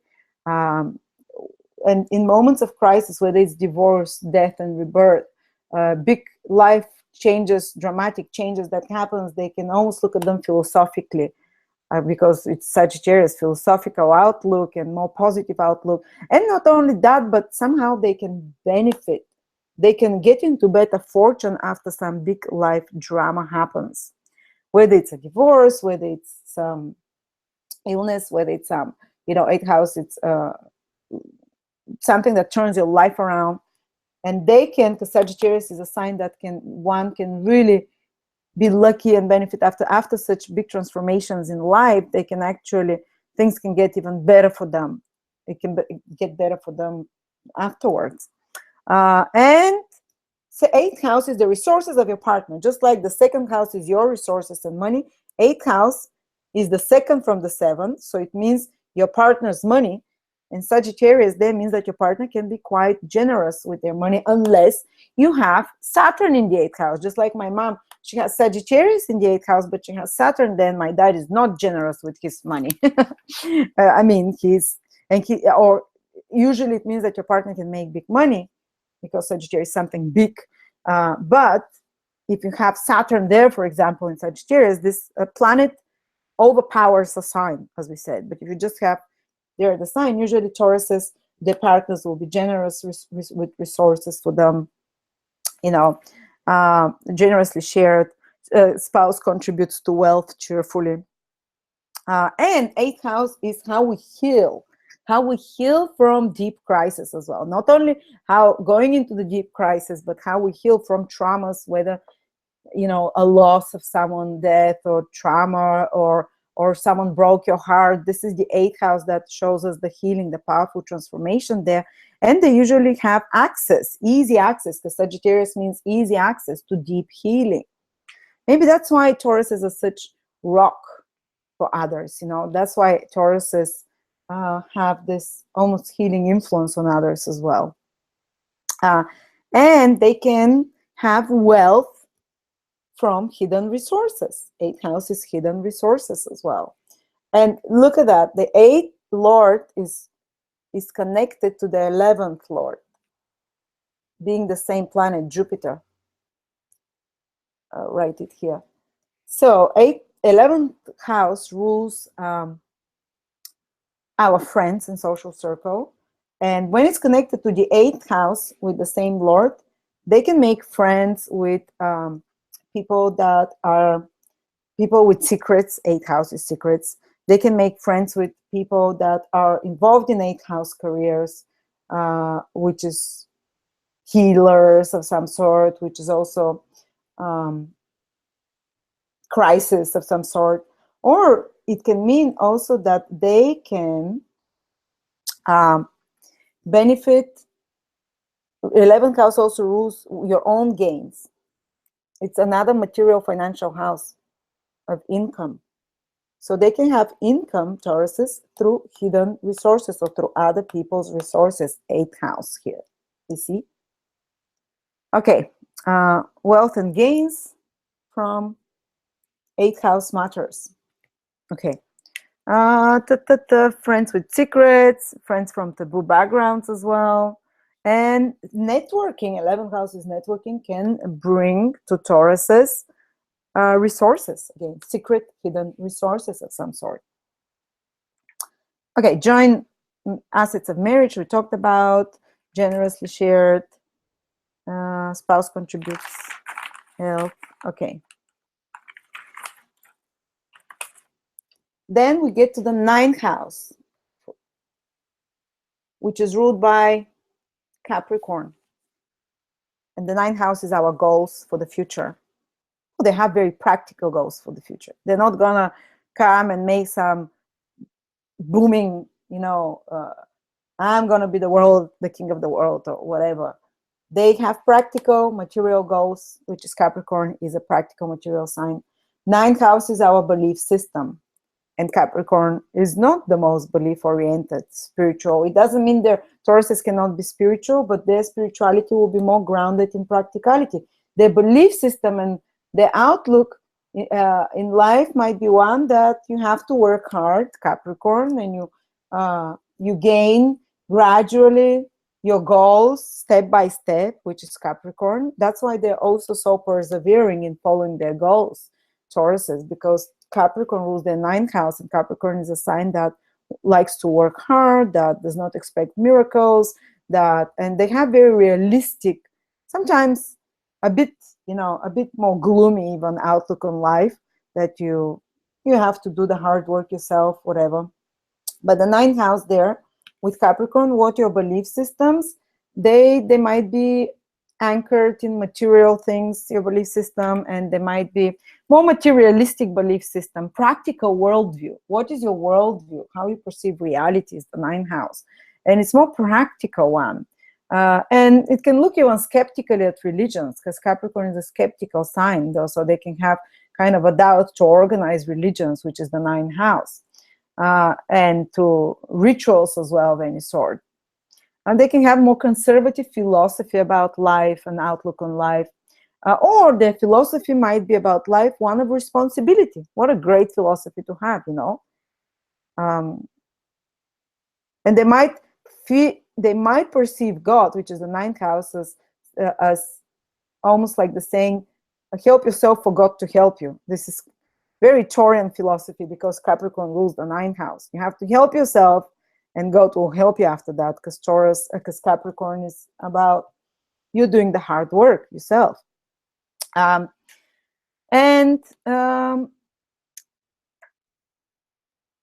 Degree, the ninth house is also academics. And look, it's connected the ninth to the 10th house of social achievement. Through higher education, they can benefit a lot in their career, because the ninth and the 10th house are connected by the same Lord, which is Saturn. 10th house is career achievement, ninth house is higher education.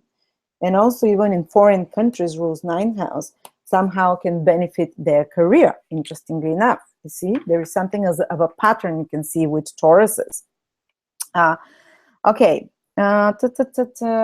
So what is the next house for Taurus? Is the 10th house. The 10th house is in Aquarius.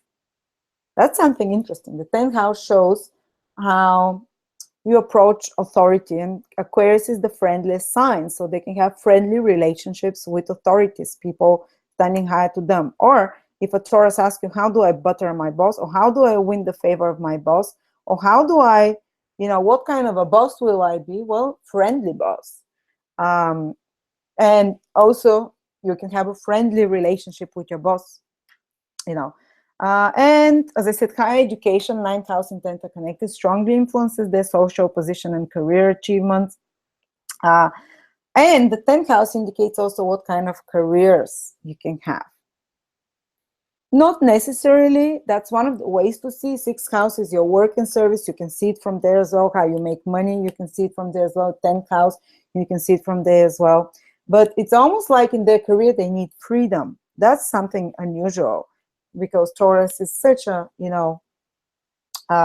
is not exactly connected with freedom, but when it comes to their career, Taurus might be one of those signs that surprises others, that requires more freedom to move and something more authentic that compared to the other signs, because of the Aquarius ruling the 10th house of career and highest achievement, and they need to be contributing to large groups of people. Often their careers can be connected to some networks, to some um, uh, big groups of people. Somehow they can have more influential careers, influencing large groups of people.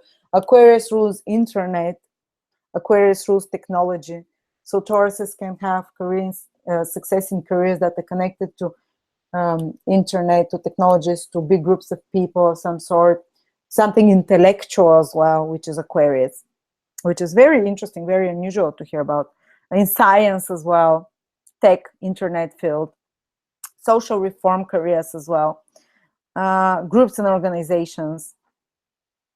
And what helps them, their career, is beneficial. Aquarius rules benefactors and networking. So if they become groups, parts of some country clubs or parts of some organizations, this can definitely help them gain higher social status in life.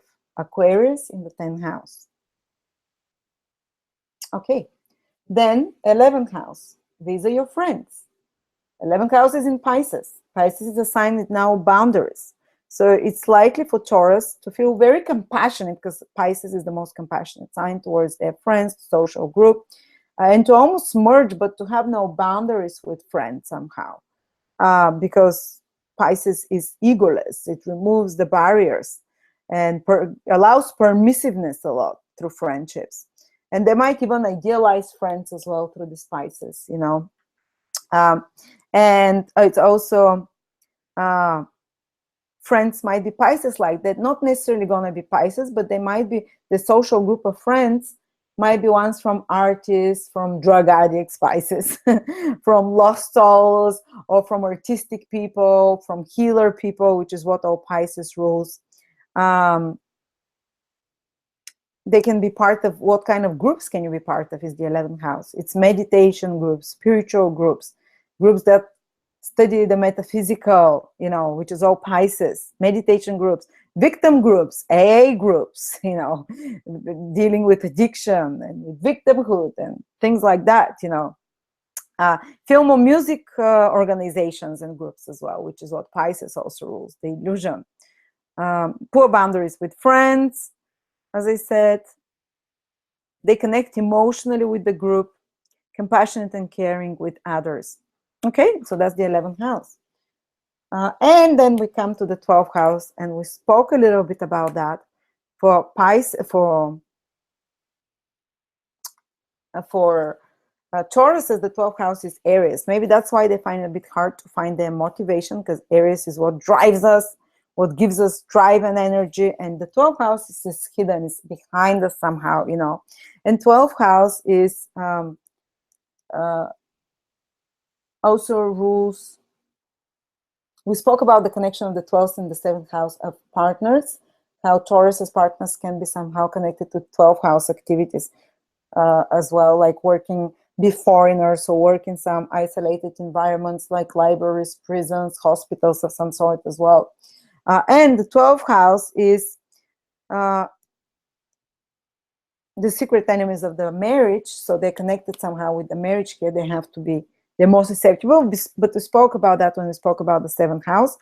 And this is your dream, relaxation, sleep, escaping reality. And the sleep of Tauruses can be a bit restless. They might have angry, violent dreams, you know, because Taurus does not show its anger so much immediately. It takes them a long time to get angry, but when they do, my God, it comes out from the subconscious and it can create so much craziness. But often they would, if they're pissed or upset, they'll dream. They'll have angry dreams, which is Aries. Whatever Aries is, we can get angry, and the 12th house is our dream world. They might have 12th house shows past lifetimes, and Aries is the sign of anger. As we said, they might have unresolved anger from past lives, which can burst out of nowhere, out of, like, without, you know, like Taurus is calm, and out of nowhere, the 12th house is the subconscious, the past life, the memories that are buried deep.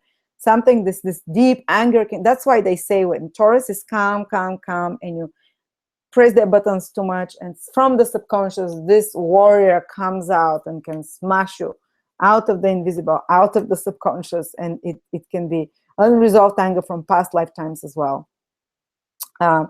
And Aries is where we can be very active. So Taurus is one of those signs that can be quite active in charities. They can put physical energy in charities as well, in helping others, where you give without receiving back, basically. And yeah, and Aries, unacknowledged anger, as I said. So Taurus is this kind of, they're not in touch with the anger, but when it comes from the subconscious, you know. Almost sometimes hidden passive aggressive anger. But usually past lifetimes, which is connected to the 12th house, come from pioneering backgrounds, from backgrounds that were very active, maybe military. They were possibly in past lifetimes in military, in like soldiers or something as well. And yeah, so we went through the 12 houses of Taurus and why they make Taurus who Taurus is. You know, and especially if it's your ascendant or your sun in Taurus, to some extent the moon, you would identify with some of those themes very strongly. And what exactly, why is Taurus practical, has a practical outlook on the world, practical belief systems, because Capricorn rules their ninth house. Why do they follow through their goals persistently? Because ninth house of our goals is, you know, ruled by Capricorn, again, a follow-through persistent sign. Why are they so proud of their family? Leo rules their fourth house. Why do they think and communicate a lot about family? Cancer in their third house of communications. Susceptibility to love affairs at work. Venus, planet of love, rules the first and the sixth house of work. You know, it's all those things, how they're connected. Hopefully that gave you some idea about the qualities of Taurus. And now we're going to go into Taurus in the houses, and the last part will be Taurus with planets. Planets in the sign of Taurus. So how do you find where you have Taurus? Even if you have nothing Taurus in your horoscope, you'd have Taurus somewhere in some house. And you have to look at that from whole sign house system, looking at the ascendant or your sun sign. Say if your sun sign or ascendant in Virgo, Taurus will be in your ninth house. If your ascendant or sun sign is in Gemini, Taurus will be in your 12th house. So you have to listen to that. Find out, I'll be mentioning the signs, but find out what your ascendant is and what your sun sign is, and listen to that sign that I'm talking. This will be where Taurus falls in that house and how to exactly deal best with that area of your life. And also you have to find out what specific house cusp falls there, because sometimes it does not correspond, like someone asked me. And you can do this from my website, astroladder.com, birth chart calculator. I'll share my screen now with you so you can see what I'm doing.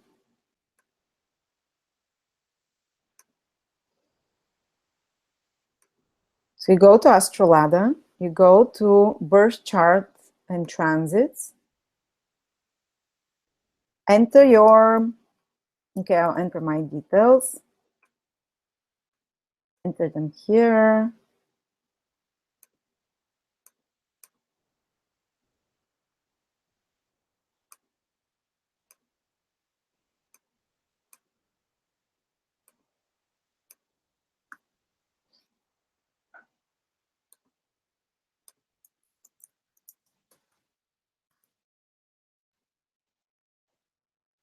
Continue, and you get those charts here. Oops. And I go to the house cusp detail. And I look what falls in Taurus. Here, in my case, the third and the fourth houses fall in Taurus. This is Placidus. This is Campanus house system. You might be using Placidus. You can find it from astro.com. They have the Placidus house system here.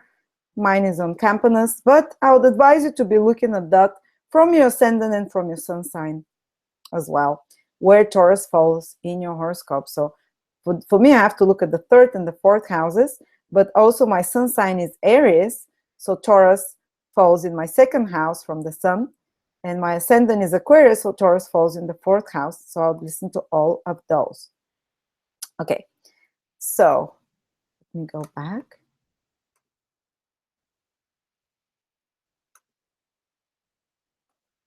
So what happens? We spoke what it means to have Taurus in the first house. It means you have ascendant in Taurus, or your sun is in Taurus, or even the moon is in Taurus. I mean, that's considered like the first house.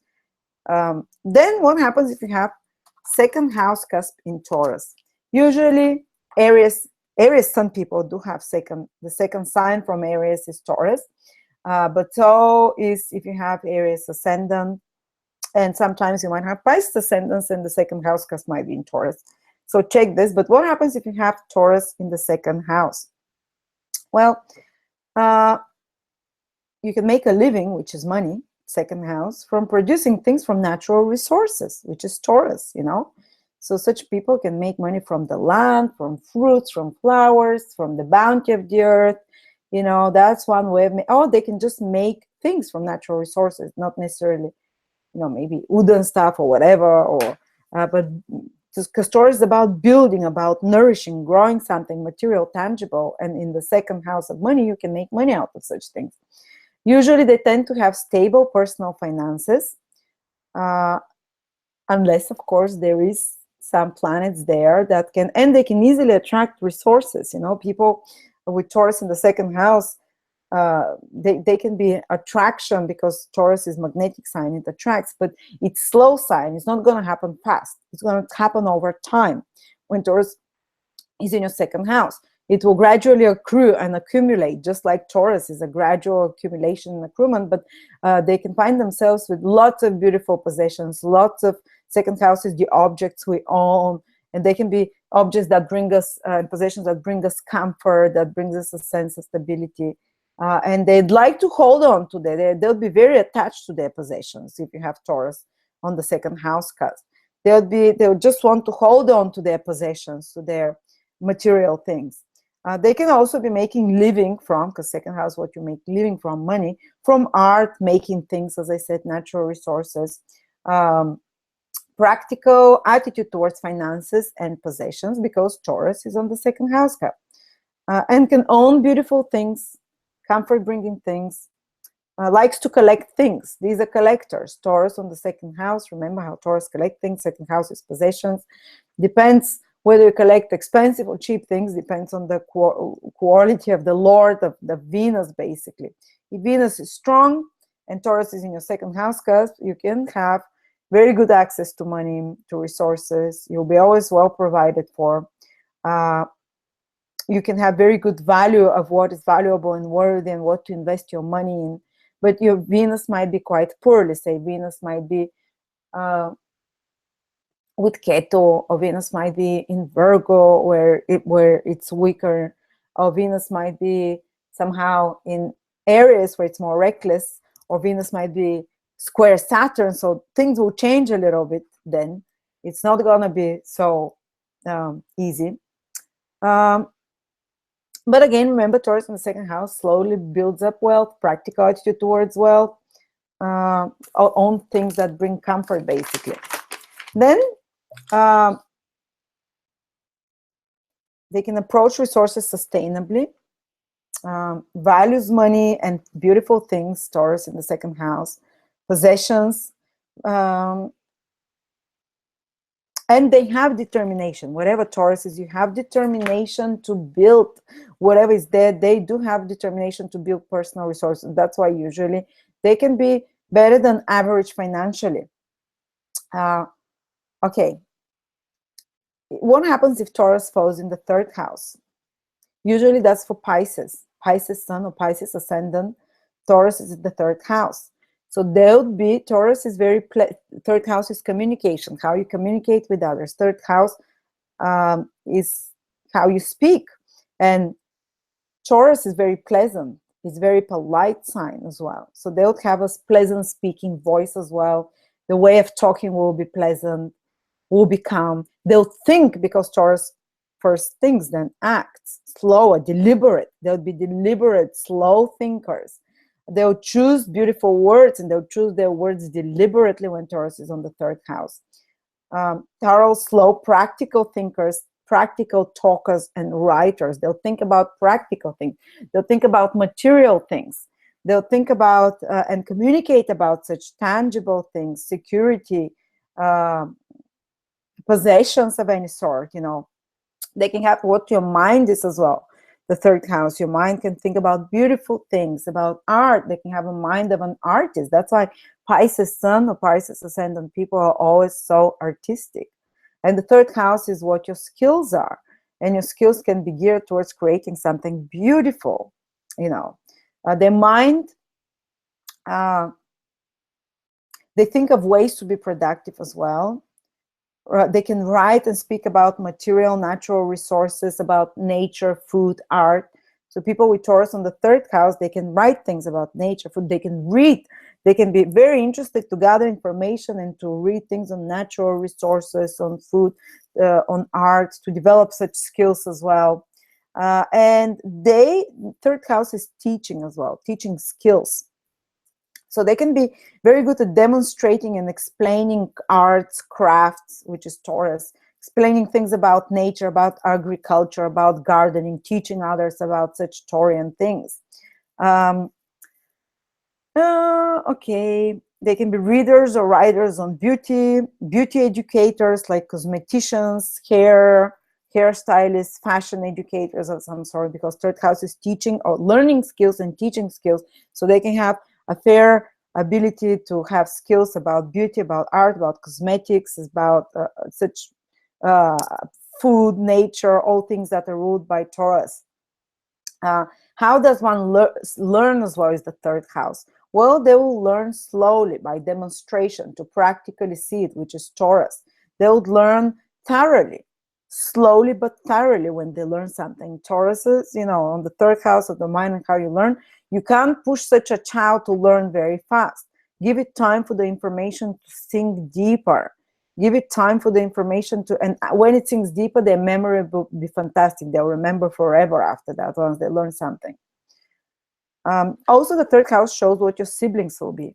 With Taurus there, you can have very attractive siblings. I have Taurus on the third house because both of my brothers are so good looking. Okay, but they can be Taurus. They're not necessarily going to be Tauruses, but they can be Taurus-like. They can be working in some Taurian career. They can be sensual. And you tend to enjoy, because whatever Taurus is, you enjoy. And you tend to enjoy the company of your siblings when Taurus is there. And you can benefit materially and financially, which is Taurus, by working in small groups with people, third house, or from your siblings, or your siblings might become rich and wealthy. And my brother is. And you can enjoy small group activities, because whatever Taurus is, we enjoy those things. Then what happens if you have Taurus in the fourth house? Well, like I have it, Aquarius. If you're an Aquarius Sun or Aquarius Ascendant, Taurus will be in the fourth sign for you. This is what kind of property you'd be drawn to. Well, such people will be drawn to properties in nature, properties that are luxurious, properties that have natural materials. Your home will have good quality furniture, good natural materials, because remember how Taurus loves those natural materials. They can, my God, I've written so much about here. Home can be in field or forest, near to nature, in natural environment of some sort. They can have beautiful gardens, because Taurus rules that. And if someone comes to you and wants to decide between, and they have Taurus on the fourth house cusp, and they're wondering, should I buy the flat in the house, this flat in the middle of the city or whatever, or should I buy this house with a garden, or this house in the village, or this flat, or this house in a city? Well, when you see Taurus on the fourth house cusp, remember Taurus rules villages, nature, gardens. Tell them your house will be this and that. This is your natural environment that is indicated in your home, in the fourth house, that will make you feel more comfortable, more at home. Let me just switch on a light, guys, here, because it's a bit dark.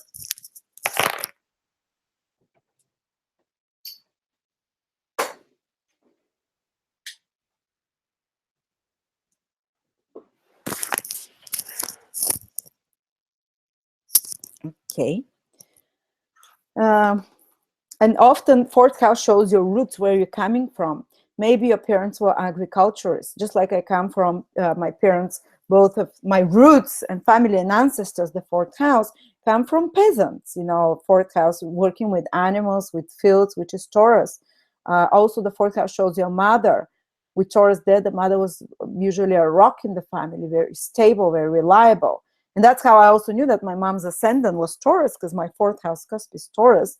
So again, you see how astrology and the fourth house shows parents, family in particular, and how the mother is very, very fixed, very earthy, materialistic sometimes. If the Lord of Taurus is very strong, if Venus is very strong, you can come from a rich background family.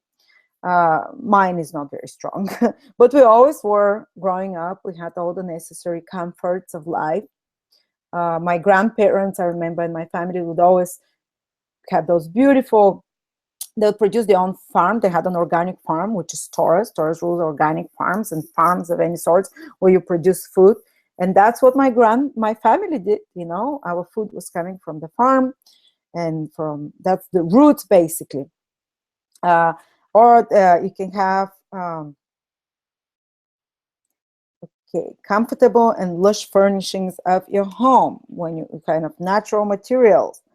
Loves and values domestic comforts, which is Taurus. You can build your own house. Remember, Taurus is to make something from scratch, to build. Such person, if it comes to you and wonders, should I buy or build? And if you see that they have Taurus on the fourth house cusp and it's not afflicted, and you can say, yeah, you can build, your own house. You can own an organic farm. You can have your own, and that's my dream. I'm this intellectual, whatever, Aquarius ascendant, or thinking always about, astrology and stuff. But my dream is to have a home where I grow my own food, organic farm, Taurus in the fourth house.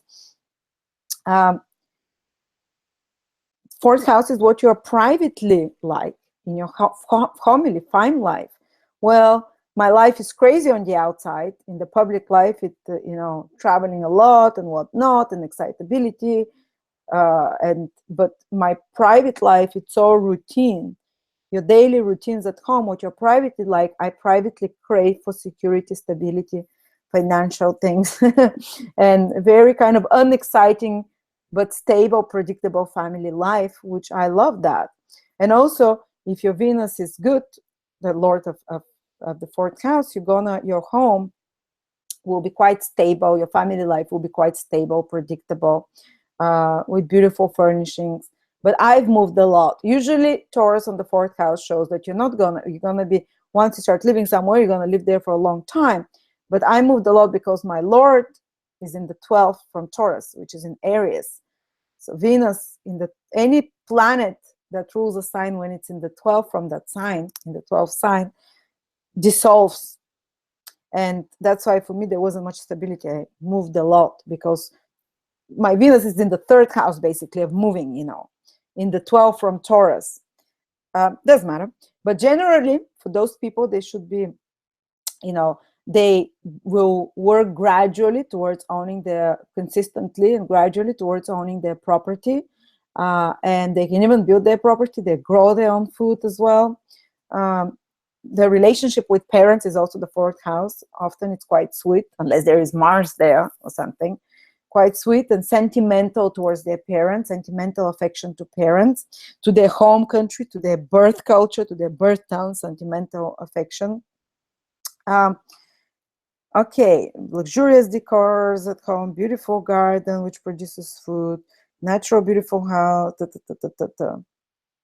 One needs to collect money for extended periods of time to secure or purchase one's ultimate grand property. We said that Taurus is gradual, step by step. It's also good for ownership, which have Taurus on the fourth house, of rental property, luxurious estates, expensive vehicles. Fourth house rules vehicles as well, interestingly enough. In ancient astrology it is.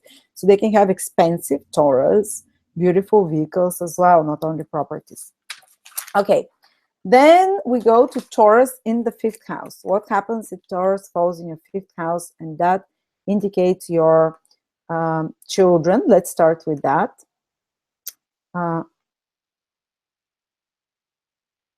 Okay. Third, Taurus in fifth house. This is your, what gives you pleasure? When Taurus falls in the fifth house, and of course there are no other planets or aspects there, then Taurus manifests powerfully. There are aspects and planets, it can change a lot. Okay, but Taurus in the fifth house, a person delights in material luxury. What gives you pleasure and joy? It's luxury, it's material things, it's fashion, it's celebrity, beautiful music, delicious food. And fifth house is children. These people tend to love children when Saturn is in the fifth house, because Venus is this planet that rules Taurus. They're delighted, they're charmed by children. They also how you're in romantic relationships. With Taurus there, you can be very sensual.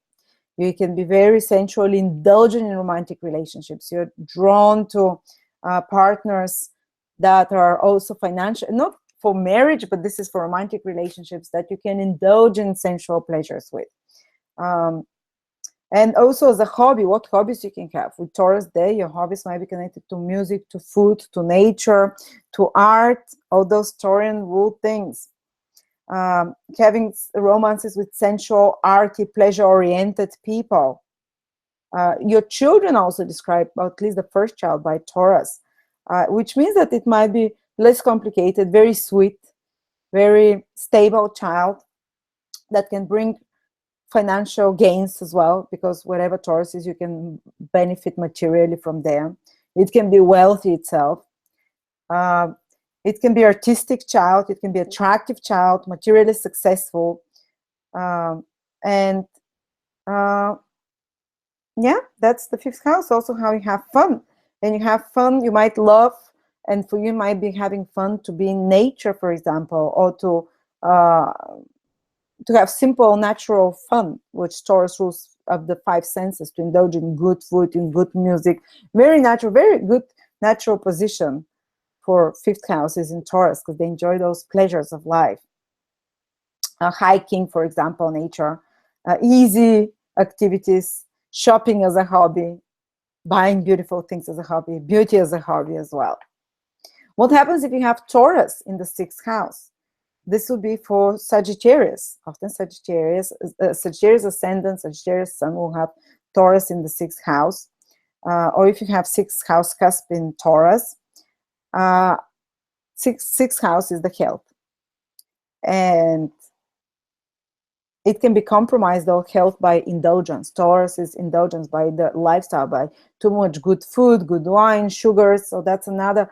Sagittarius ascendant have to be careful. Sagittarius sun people for putting on weight because of food indulgence, because of indulging in sweets and sweet tooth. You know, Taurus rules the sweet tooth basically, and they have to be more careful of that with such illnesses. They also, Taurus shows what we value and what we love. Sixth house is pets. Taurus, Sagittarius people can love their pets, can love animals as well. Anyone who has Taurus in the sixth house would love pets and animals. This would be their delight almost. And will be kind, because Taurus is kind sign, kind and good towards servants, towards employees, towards people that are lower on the social class than you. And also it can indicate workplace romance, because Taurus is ruled by Venus. Sixth house is work. So this can indicate that you can meet a partner, Venus, in the workplace, sixth house. And it can mix service with sensual pleasures. We can mix work with sensual indulgence. For example, go and get drunk with your colleagues and have fun with your work environment, you know. And okay, it also sixth house shows what you can work with, what you can give service with. If you have Taurus there, you can work with food, with nature, with natural resources, with raw materials of some sort. You can work with beauty, with fashion, with hairstyling. You know, Taurus rules all those things, like a cosmetician or something like that. When you have Taurus on the sixth house, it can. Taurus is lazy sign. Remember, sixth house is getting because it's ruled by Venus. And if you have Taurus on the 6th house, you might be a bit lazy with getting household chores and duties done, might get slower to get there to fulfill those duties and responsibilities, But once you start doing them, you'll finish them, because Taurus is finishes things. And they do not like many changes in their work. If you have Taurus in the 6th house, they like a stable, predictable work environment, work routines that provides enough money to meet their financial needs, which is what Taurus is, and usually that work will provide it. Also, careers that, all Taurus related: organic farmers, working as cooks, food and wine industry. My best friend has Taurus in the 6th house, and her work and service is wine. They have wineries, Taurus. Sorry.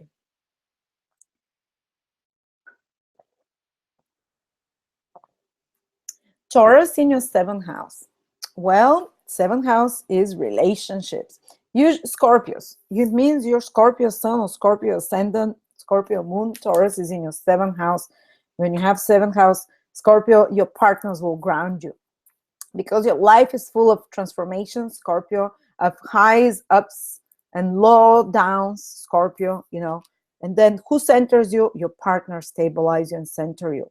If there are too many changes in your life, partnerships will stabilize you if you're Scorpio, ascendant, sun, or moon. And it tend to be attracted because you yourself are so complicated as a Scorpio sun or ascendant or moon. You're so complicated and deep and intense and going through these highs and lows and reversals in life. You are drawn to people that are more simple. People, again, that doesn't mean stupid. People that have less complicated life, that have more stable lives. They become your anchor, so to speak. And that's why Scorpio is also very loyal in relationship, because Taurus falls in the 7th house. And they would like to possess the partner. Taurus is like possessing as well. They would like to possess their partner, to own the partner. And they would like to, they tend to be very loyal, Scorpios don't like going into relationships just for fun. They want to go there for the long term, because Taurus, which is longevity, endurance, rules the 7th house, and usually tends to be like that. Usually they tend to be in relationship for long term. And their partners will be also attractive in a sensual, earthy way, in a more physical way, in a more, visually appealing way. Sensual, stable, reliable, predictable. They're business partners also. When they attract, they'll have predictable business partner. Of course, if you happen to have in Taurus, say Uranus or some or Rahu or Ketu, this will change a lot. Of course, we're saying that the pure, just the sign being there. If you happen to have also they can attract rich partners. Taurus on the 7th house cusp, especially Venus is well placed, well dignified. They can say Venus is in Pisces, well, dignity, exalted. They can have a rich, but definitely they'll be looking for someone who can provide material stability, who, even if they're not looking for someone with the money, they would attract a partner that is focused on material achievement, is focused on earthy, sensual things, is focused, and they would attract, they would gain, they can, someone who can create things out of nothing, who can, which is what Taurus is, create out of natural resources things. So they can also be with someone who is a cook, who works with gardens, who works with organic gardens, someone who works with food, someone, they can marry someone who works with nature, with natural resources, someone who has collections, someone who is very sensual as well, and they can marry for money as well. Not necessarily, but Scorpio on the 1st house, Taurus on the 7th, it's been seen that they would, even if they're not looking for that, they would attract it, and they would marry for financial security, or to have piece of kind of stability there. This is where stability comes. Whatever Taurus is, we get stability through there. And marriage is very sensual, about pleasure, about the sensual experiences. They're not going to be looking with their partner to experience some intensity, psychological things. They themselves have it as Scorpio. So they're looking for someone who's going to bring to them the sweetness of life, the sugar of life, the simple pleasures, uncomplicated pleasures of life, which sometimes even can be in the face of someone who has Scorpio ascendant, sun, or moon. And that's the first marriage type of partner. Then what happens if you have Taurus in the 8th house? Usually there's a Libra, sun in Libra, ascendant in Libra, Taurus falls. The 8th sign from that is Taurus. Or if you happen to have the 8th house cusp in Taurus. Well, the 8th house, remember, is the wealth of the partner, the resources of the partner. And Taurus is there. Well, this partner is going to contribute, can bring gains from others, because Taurus is where we can have material gains, and we can manifest tangibly in materials through the money of others. So our partner can bring money, for example. So Libras are often not susceptible, but you'll see when we talk about Libra that they can be in relationships where they materially benefit from the partner, because Taurus is in their 8th house. Or also they can benefit by developing the talents and resources of others. So they can be good, like from insurance or dealing with other people's collections, for example, other people's resources, other people's storing them or whatever, taking care of them, which is what Taurus is. And they can make money out of that if you have Taurus on the 8th house. So you make money through other people's resources somehow, other people's talents, through inheritance, through death of someone. The death of someone can bring them money. 8th house rules death. 8th house rules inheritances. And actually cataclysmic, catastrophic events can make them richer if you have Taurus on the 8th house, because 8th house rules those crises in life, divorces, death, birth, cataclysmic, something happens, some crisis in life happens, 8th house rules crisis, and you end up, if you have Taurus there, benefiting materially from that in some way, from upheavals, from disasters, from crisis. In moments of tragedy and crisis, how you approach that when you have Taurus there, well, they'll be slow to accept that tragedy and crisis, because Taurus is slow. They might need longer time to accommodate, longer time to react. For example, my husband is Libra ascendant, and when he had his previous marriage, it took him 1.5 years before he accepted it was over, because 8th house is all about those catastrophic or crisis life strategies, as we call them. But he benefited from that actually. But it was very slow to heal, because Taurus is a bit slow, very in the 8th house, from such reversals and crisis. And what can help you pass through such crisis situations is being in touch with nature, Taurus. Spending time in nature. When you're in big crisis and you have Taurus on the 8th house, go and have a massage, go and have some body work, that you're being touched, that it's working on your physical body, that it's some touch, some healing touch. And also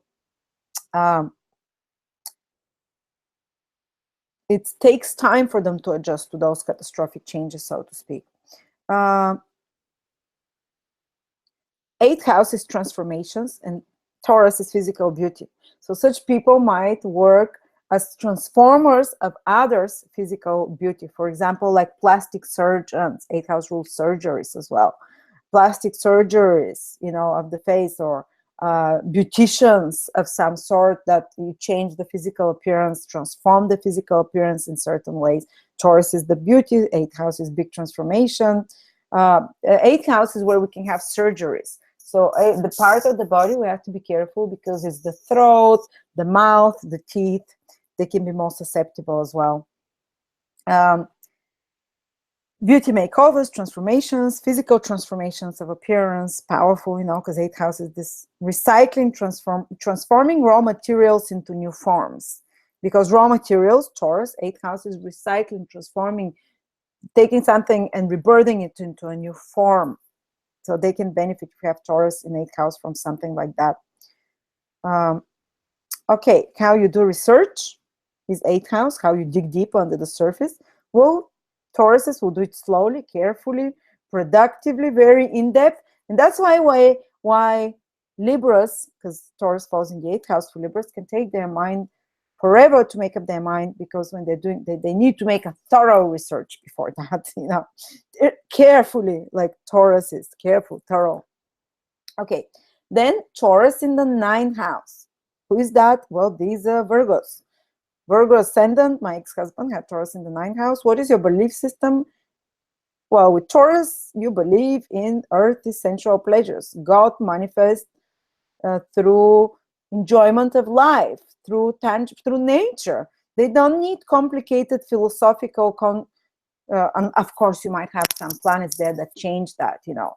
It doesn't mean all Virgos will believe only nature, in the natural manifestation of God through nature, or that they won't have some complicated belief systems. But generally, if you have Taurus in the 9th house, this will believe you in nature as God, simple natural beliefs, uncomplicated beliefs, practical philosophies, practical outlook on life. And my ex-husband, I used to try and involve him in astrology and to get him excited about, life after death and about such philosophies and the law of attraction. And he says, why do you have to get so complicated? Life is to be lived. And he just was interested in the practical, he says, God, if there is God, God wants us to enjoy this life in pleasures. And that's how I'm honoring God. So he was honoring God in a very Taurian way by attracting wealth, by building wealth, by accumulating material things, And he says, why should I worry so much about what's after death or philosophy? I'm here in this physical world. If I'm born here, then God wants me to enjoy the material physical world, and I will do that, And they can do like practical applications of abstract theories, because Taurus is simple, practical, 9 houses, theories, practical application of religion, no nonsense religion that is, focused on, they might pray to God for money or to help them with practical everyday matters, for example. That's why they might believe.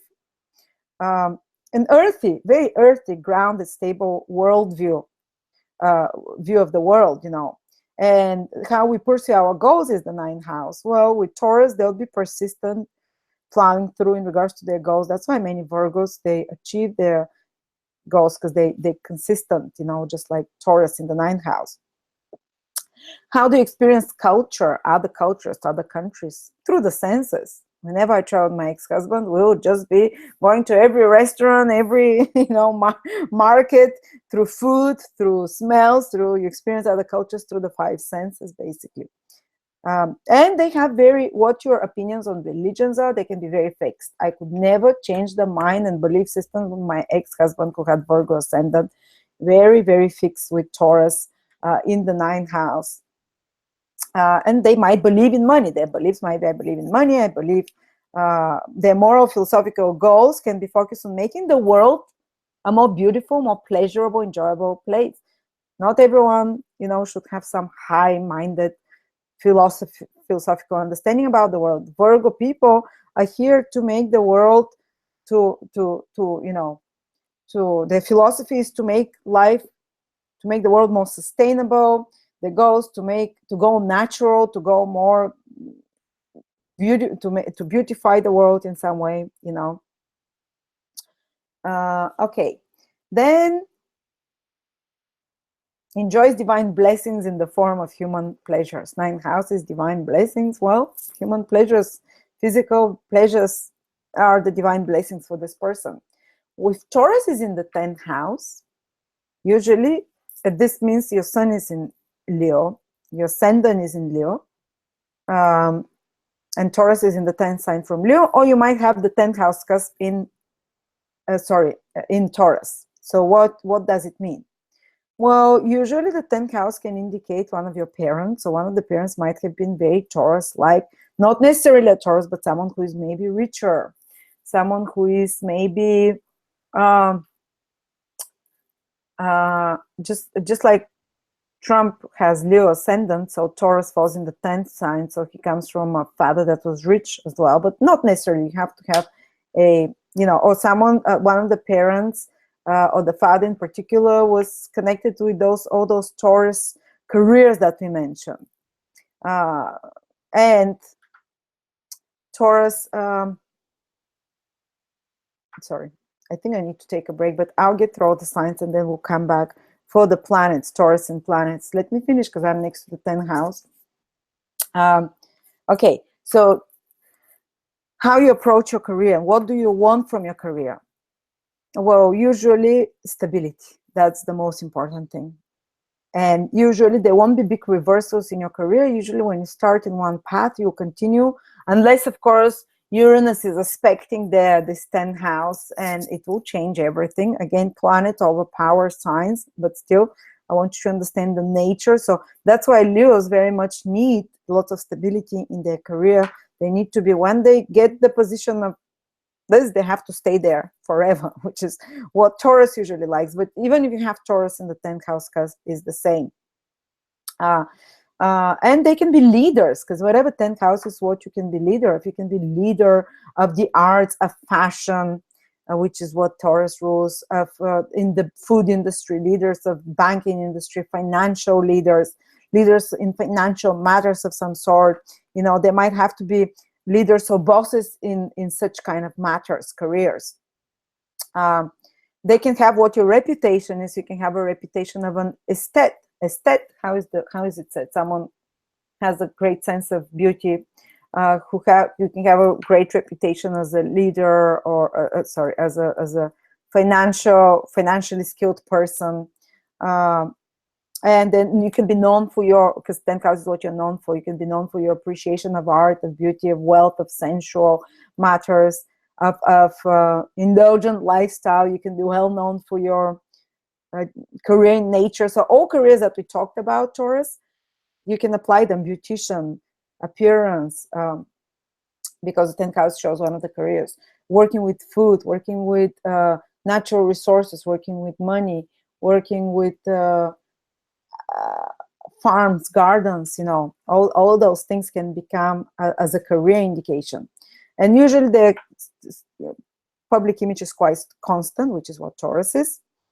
And stability and predictability is what they're looking for in career, and they usually get it rather than some sudden reversals that surprise them out of the blue. Of course, unless we have some other planets involved. Then we have Taurus in the 11th house, which would mean that that your sun in Cancer, Taurus falls in the 11th house, ascendant in Cancer, or if you have the 11th house cast in Taurus.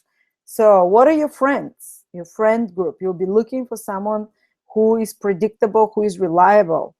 So Cancer, and how you are as a friend, Cancers can be very loyal friends, because Cancers have Taurus in the 11th house of their social connections. They're loyal friends, and they keep friendships for a long time, for life usually. Their friendships, if you have Taurus in the 11th house, can be with people that are rich, people that come from rich backgrounds or social circles, or friends that have artistic friends, attractive friends, physically attractive friends as well. You can join groups of like-minded people, organizations which are connected to art, to food, to beauty, to organic culture, to nature of some sort, you know. And you can have, you can find a lot of security and predictability and stability through friends and through groups. There is love towards your friends. Venus, you know, is in Taurus. And you might have friends that love kind of bohemian, love to enjoy themselves a lot, love to indulge, hedonistic friends, which is Taurus, love the comforts of life and the good food and the good wine, you know, all those things. But how they like to socialize with more habitual, more familiar people, because Taurus is something that's more habitual rather than constantly making new friends. They would have like more set groups of friends that they want to be connected to. And they can be quite popular as well, because Taurus is a sign that indicates that there's more easy flow of Venusian harmonious energy.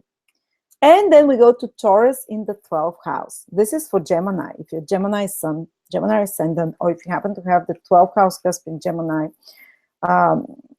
this is for you. How do you relax? 12 houses, how do you sleep? How do you let go of worldly worries? Well, in Taurus ways. If you, especially if you're restless, if you need to calm down, you'll be so much faster relaxed if you use Taurus means, which is put on some aroma oils, smell Taurus. Put on, go for a walk in nature. This will relax you if you have Taurus in the 12th house. Through a massage, Taurus rules massages. Through fine wine, through delicious food, through calming touch, through gentle music. This is the way that can put you into meditative state. If you're trying to meditate, to get into to get out of your head somehow, you do this through stimulation of the five senses with aroma therapy, with some smells or something, because you trigger this 12th house there. But it's, whatever 12 houses, it's a bit difficult to have access to. That's why Gemini is so restless. They always want to move, because Taurus is the most stable sign, and it's in their blind house, in the 12th house, where it's harder to get access to.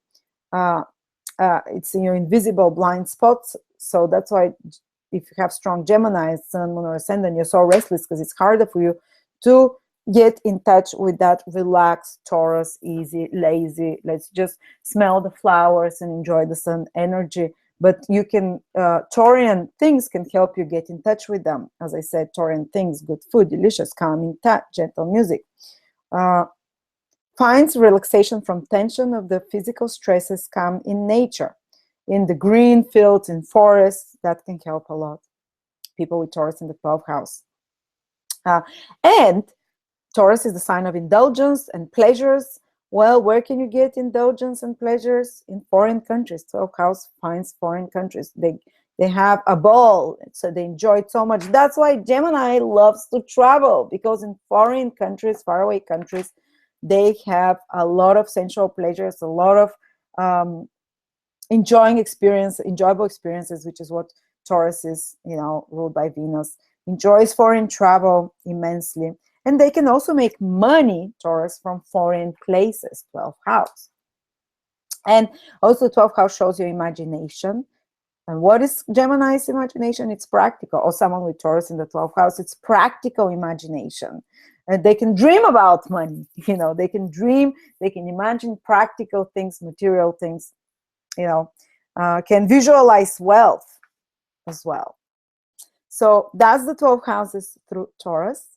So they'll be time-stamped. So when you're doing horoscope for someone and you want to see what a source of stability and money can be for someone, check out the houses, and by the way, when we're talking about 10th house, if you have Taurus on the 10th house, your career will make money. Or Taurus on the 6th house, your work, your employment, if you're working for someone else, will make money as well to provide for your needs. Okay. So I will have a little bit of a break, and we're coming back for planets in Taurus. These are interesting. These strongly manifest and strongly show. So see you in a little bit, guys. I think we'll be able to finish by 3:30 the latest.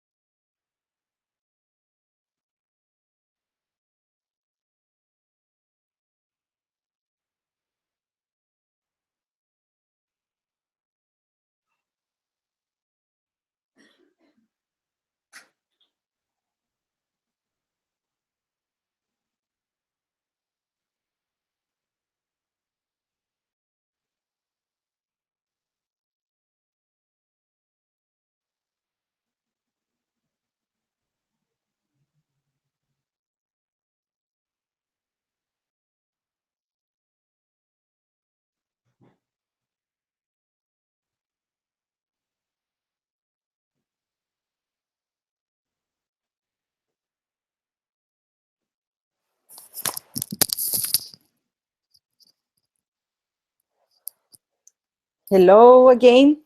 Now we're getting to planets in Taurus. And you can find out what planets you have in Taurus by going again to my birth chart calculator, like I showed you.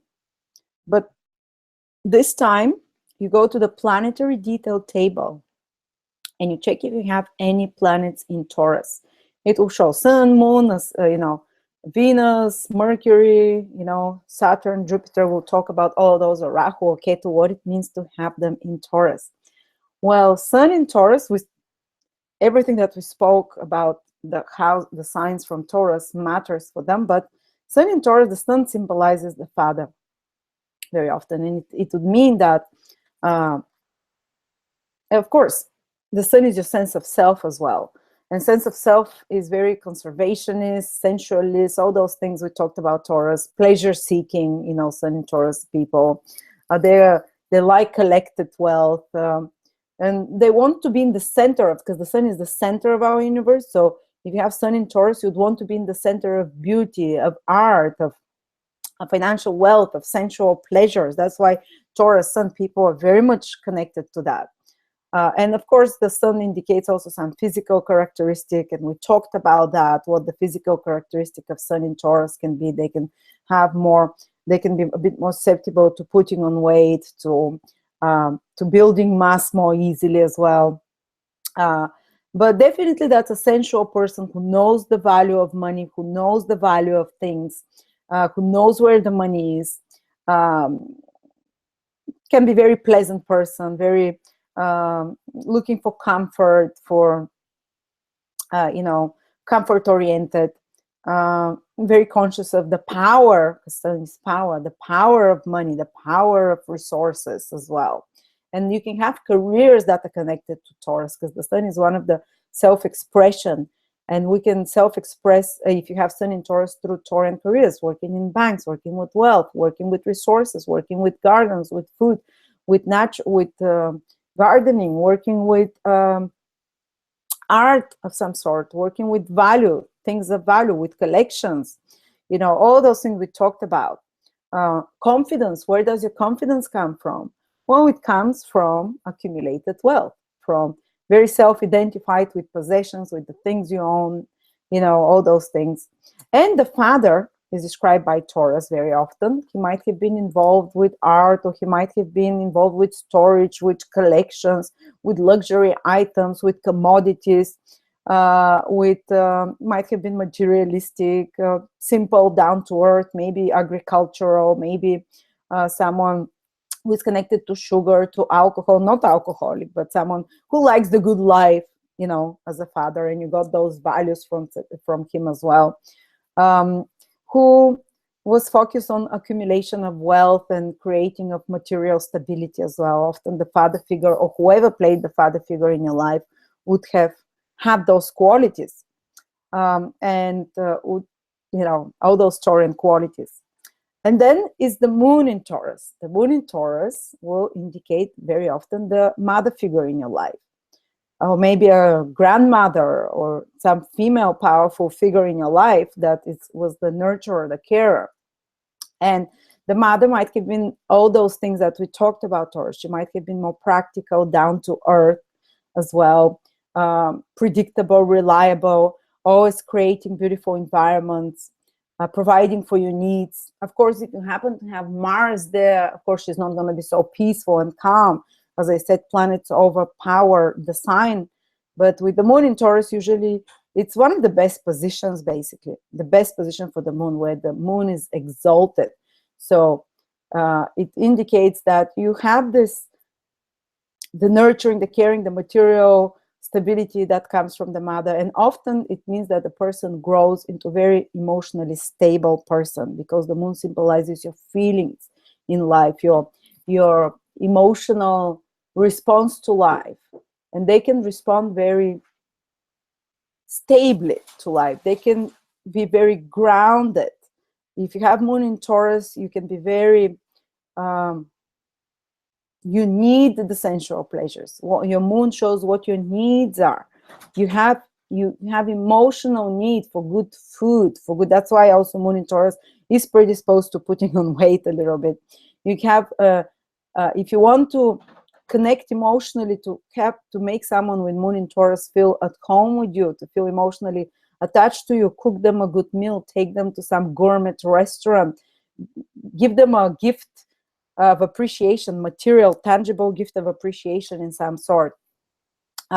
They can be emotionally very attached to possessions. That's why this can be hoarders, collectors in a powerful way, because the moon is what we're emotionally comfortable with, what we emotionally need to feel secure and happy. So they need this, the simple pleasures of life, the good food, the material stabilities, and usually they attract it because the moon is very passive, but it attracts the things to it that it needs, and it needs those good smells, good food, good um, um, resources. They can be attached to their resources emotionally, to their assets, to their collections. They can be attached.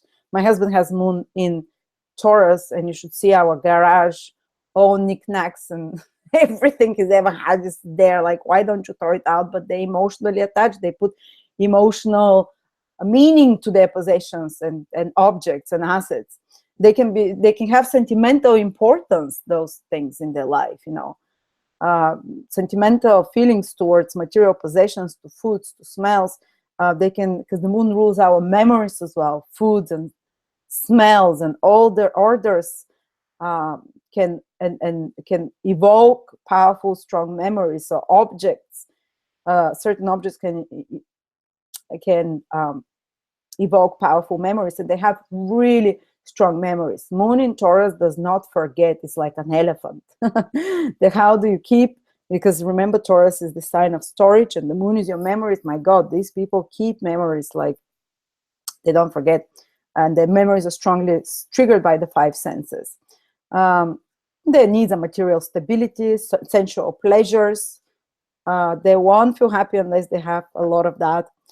And it's excellent placement, basically, having moon in Taurus for all kinds of collections, for all kinds of careers that involve collecting, hoarding, treasure keeping of any sort, saving, conserving.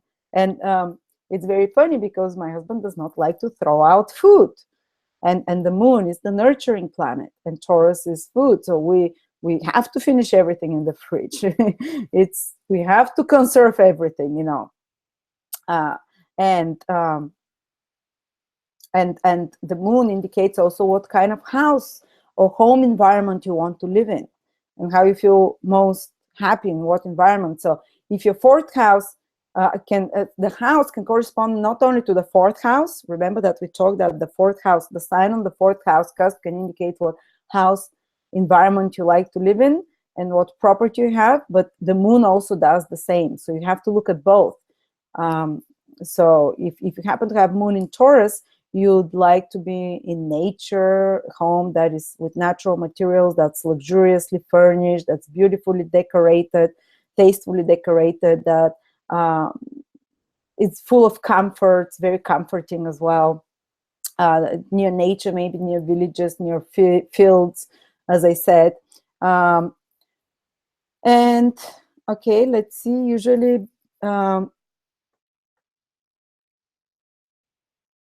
emotion, and the moon shows how you're emotionally. As I said, it's great position because it makes you very stable, very grounded emotionally, reliable, predictable, your daily routines. The moon is like your daily routines as well, your daily habits, they would repeat. They'll be very predictable, very consistent. And that gives a lot of emotional stability to moon people, people with moon in Taurus. They flourish in houses or homes or lifestyles full of beautiful sights, smells, luxury, peaceful environments. I'll tell you something funny. When we go to bed, my husband with his moon in Taurus that's a man, and he puts essential oils for us to diffuse, of lavender, and puts gentle music every night before we get to sleep, and diffuse essential oils, and puts a special lamp. He bought a special lamp for us at night that is very soothing to the eyes. So that's what moon in Taurus people find very comfortable, very soothing, the five senses. And it's their joy to be around. And you have to surround such people with luxury for them to feel good, to feel, comfortable. They need, the moon is what you need. They need pampering. They need gifts of appreciation. They need to be shown their value by giving them tangible material gifts. And as we said, the mom can be very much described by the moon in Taurus. Maybe she was very, providing all those things. She had beautiful home environments, and maybe she was connected somehow to Taurian careers. Okay, so what happens if you have Mercury in Taurus? Mercury is how you learn. Well, they learn slowly, like Taurus, methodically. And I forgot to say about moon in Taurus, they don't like changes in the environment much. Even if they go travel and stuff, if they have indications for traveling in their horoscope, if their moon is in Taurus, they would like to come back to a predictable environment and atmosphere at home where they know what is theirs, where they know what to expect from that environment with no surprises.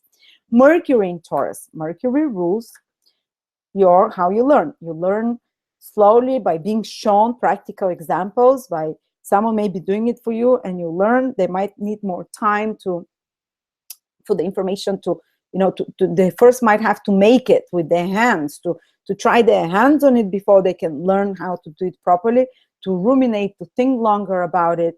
And but once the knowledge comes in them, once that they learn a skill, because Mercury is how we learn a skill, they keep it for life. They remember it for life after that. And they can be, Mercury rules the hands, so they can create beautiful things, Taurus, or practical material things with their hands, Mercury. So they can be great at that.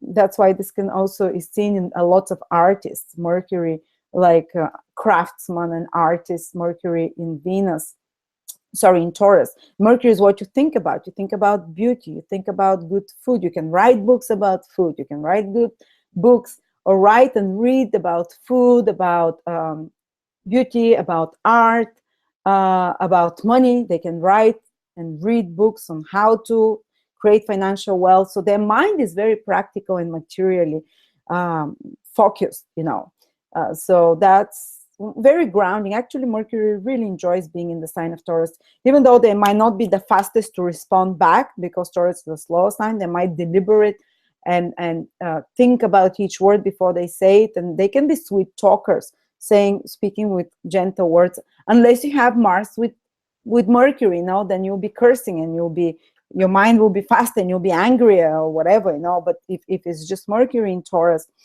they would they'll communicate in a more deliberate. They'll think first before what they say. They'll think about beauty, about nature, about food, money, luxury. First things, then talks, and usually avoids conflict in communication, because unless of course you have aspect from Mars or some other more irritable planet like Uranus. But it's just Mercury in Taurus. They would avoid such kind of conflict. They can be great songwriters, because Mercury is writing words. Taurus is art or music, food writers, wealth writers, writers on beauty and art. Okay, and likes to read and learn about practical things. Also, your siblings often can be described, if you have a sibling, by Mercury, just like by the third house can describe your siblings. And your siblings can be Taurian-like. They can create wealth. They can be, you can have affectionate relationship, Taurus. They can be attractive. They can be stubborn as well. They can be in careers that are Taurian, which we talked all about. I'm not going to repeat them. Something to do with art, with beauty, with food, with nature, with natural resources. Okay. What happens if you have Venus in Taurus? Venus is in its own sign. It's the perfect position for Taurus. And Taurus in Venus people, Venus people in Taurus, Venus will make whatever body organ sign it is situated in very attractive. So Venus in Taurus will often have beautiful lips, because Taurus rules the lips, often beautiful teeth. Of course, unless there's some difficult aspects. Venus in Taurus can give beautiful face, can give beautiful neck. Venus is how the fashion you prefer, the accessories you prefer. Venus in Taurus will prefer beautiful, luxurious materials, will prefer expensive things, will prefer good smells. They'll really enjoy. Venus is what you enjoy. They enjoy good smells. They enjoy good food. They can be great. They can have great palate, the taste buds. Venus rules the tongue as well, because that's where Taurus rules the tongue, where we take the food from. And Venus there can make you be almost like a food gourmet food. One of my best friends has Venus in Taurus, and she is a baker, and she has a website on making food, and she has amazing palate. How she combines taste, it's wonderful. And Venus is also how you can seduce someone. If you have someone with Venus in Taurus, buy them a present, take them to a good restaurant, cook them a delicious meal, buy them an expensive present, which is with good value, give them,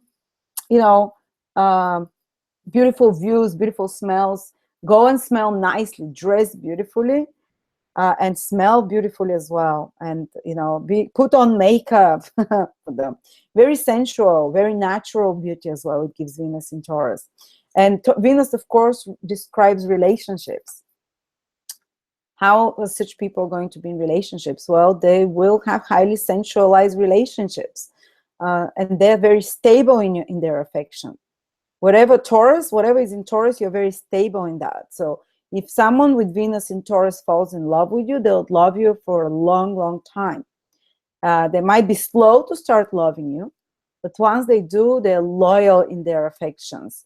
If they're not, it means they're not in love anymore with you, of course. But usually the affections last longer than others. They often are attracted to partners that are wealth accumulating partners that can create wealth and stability or beauty of some sort, or handsome. They have to be attractive partners. Attracts financially stable or attractive partners, you see.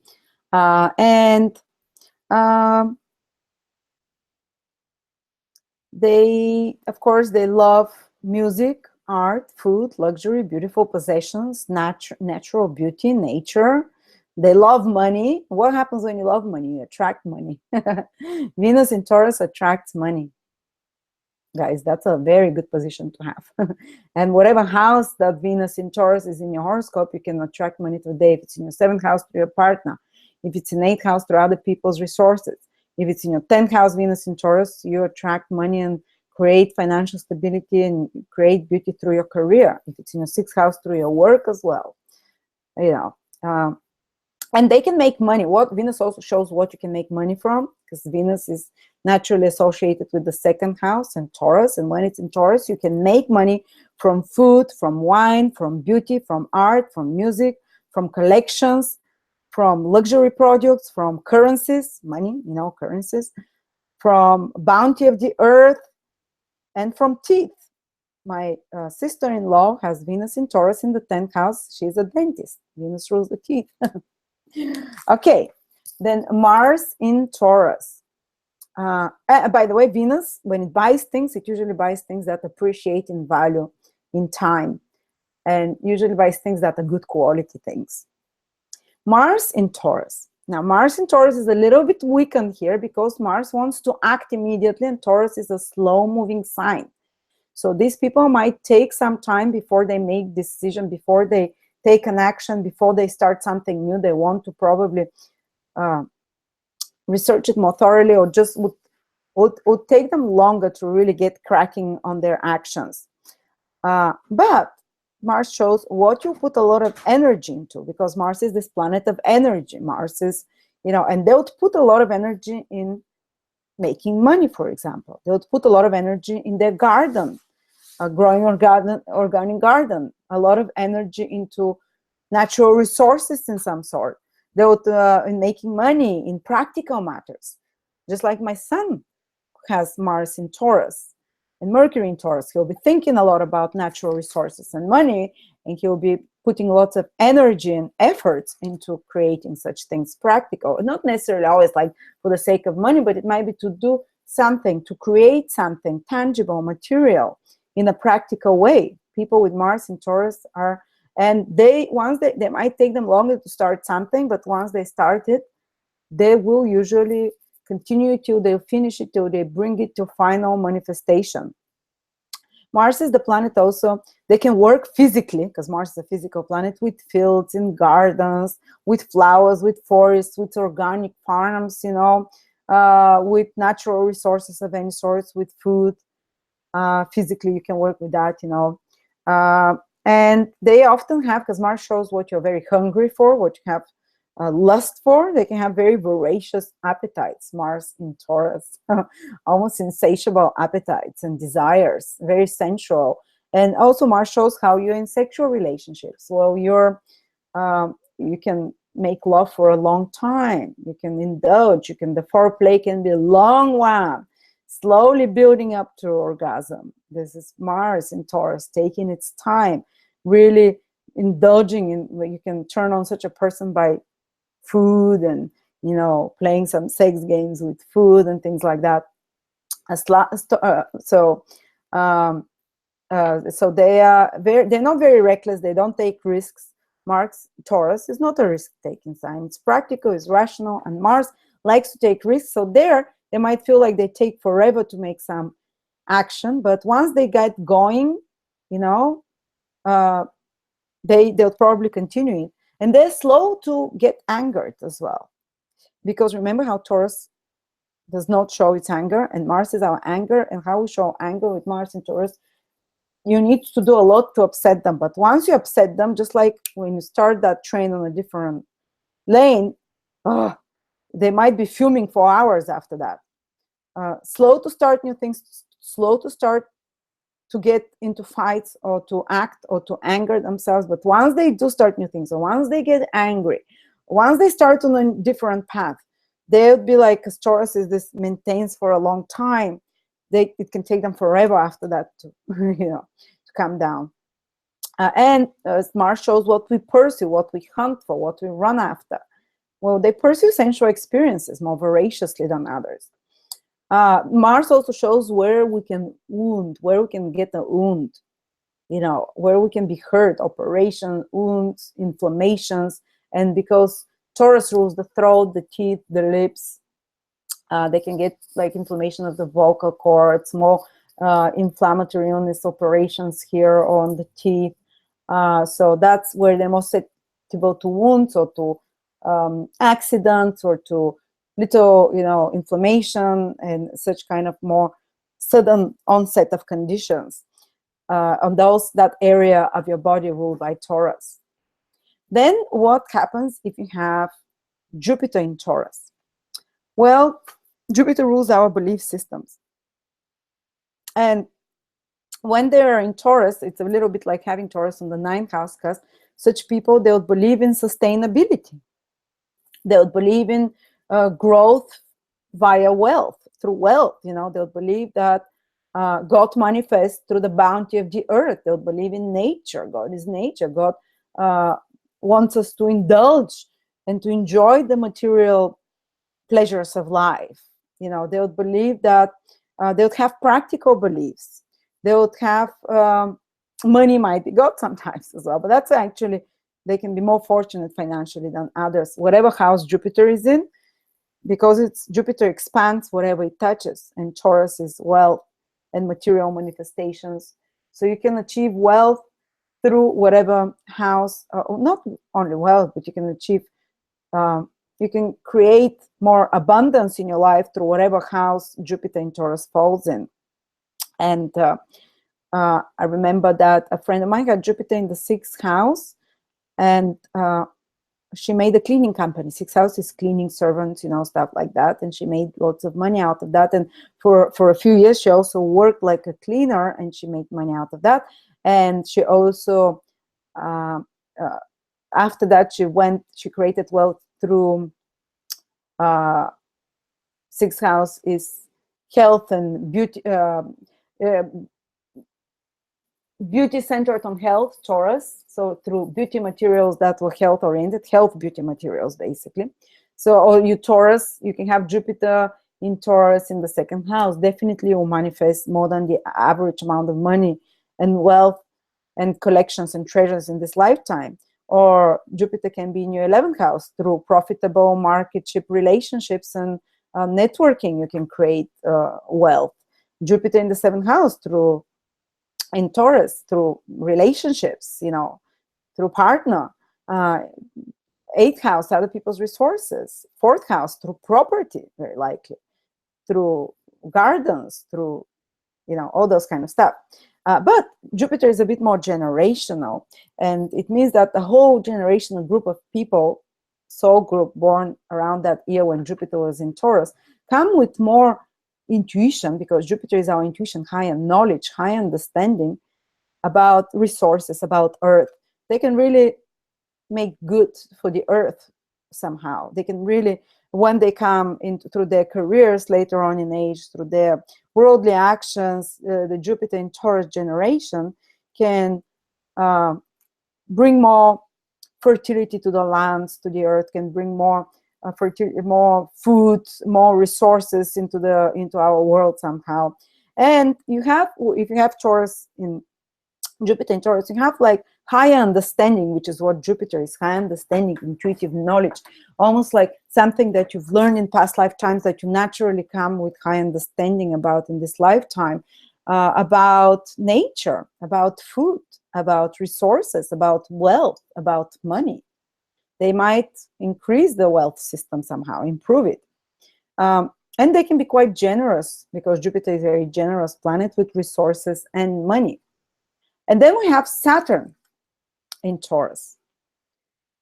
So it's a whole generation. Saturn in Taurus is a generational. People born within 2.5 years all have Saturn in Taurus. This would be a generation that willing to work hard for their money, because Saturn is always where we have to work hard, where we have to put more effort.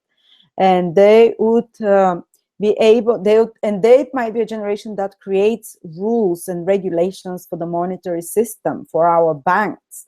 Wait till the last generation, Saturn in Taurus, grows up again. My brother's generation, born around 1998, 1999, they will restructure the banking system, because Saturn is about restructuring. It's about putting laws and regulations, the monetary system. They will create new rules, new regulations in regards to natural resources, in regards to how we derive our source of food, in regards to managing and preserving natural resources, because Saturn is rules and regulation, and Taurus is resources and managing it like that. And it might be actually a generation that has aversion to wastefulness, you see, so they can do something with those resources so they're more equally distributed somehow. They might have aversion to fast money. And if you have Saturn in Taurus, fast money, be careful with that, fast get rich schemes, because Saturn takes a long time. Taurus is resources, so that you have to be willing to work harder for your resources. You have to be willing to wait till 30, 35 to do it with your own efforts when it comes to resources. And they usually might backfire on you if you get rich schemes, especially if they're connected to the financial houses. And it might be a generation with aversion to too much indulgence, because Saturn blocks or decreases, diminishes, limits whatever sign it is in. And Taurus is a sign of sensual indulgences. Or they might not have enough time. Saturn is time, because of responsibilities and duties, Saturn, to indulge in those sensual pleasures as much as they want. Or they might have more self-control in regards to indulging in sensual pleasures.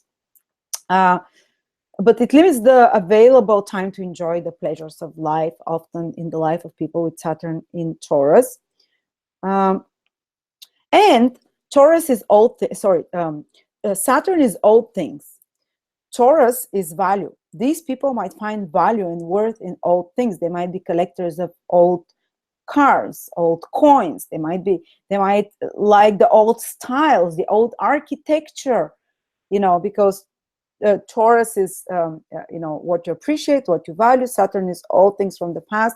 They might believe in the old simple ways, and they might want to reinstate and bring back old simple ways of making things. This is a generation or a person who will have attraction to that. And even in music, they might have an aversion to attraction to older things, like my brother, his generation. So cool that his generation loved like Elvis Presley and old songs. For them, these are all coming back from the past. And they appreciate such kind of a tested from time styles of beauty, of art, of values, of resources. Uh, it can make the person very traditional. Whatever Saturn in Taurus is in that house, the person can be very traditional. Like in regards to, say, if it's in the 10th house, they can be very traditional in regards to approaching, because Taurus is also a traditional sign and Saturn is a very traditional planet. They can approach their career in very traditional way or authority.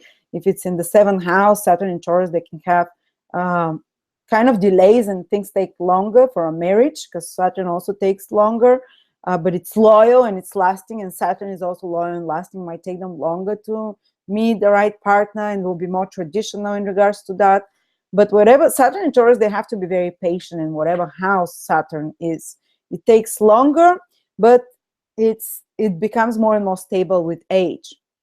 And they can also be good for working hard work, because Saturn is hard work, connected to animals, to nature, connected to farming of some sort, animal husbandry. They have been seen, with Saturn in Taurus to have skill in that. And they might prefer pleasures, which is Taurus, which are more regulated, which are more kind of, rather than wild, more regulated, and old traditional music, historic art, historic architecture, vintage styles of fashion and decoration. So yeah, that's Taurus in Saturn in Taurus. And the final one is Rahu and Ketu in Taurus. Ketu shows past lifetimes, guys. And this is absolutely true. People born with Taurus, Ketu, or the south node of the moon, as we know it also, Ketu, the south node of the moon, they come from some pastoral background, some background where they were living in villages, where they were looking after the land, the earth, where they were farmers as well, or maybe if Venus, the lord of the Saturn, or sorry, the lord of Taurus and the lord of Ketu is exalted or in a strong sign, they might come from a rich, very stable background in the past. Past of predictability, past lifetimes of predictability, of routines, a past lifetime where there was how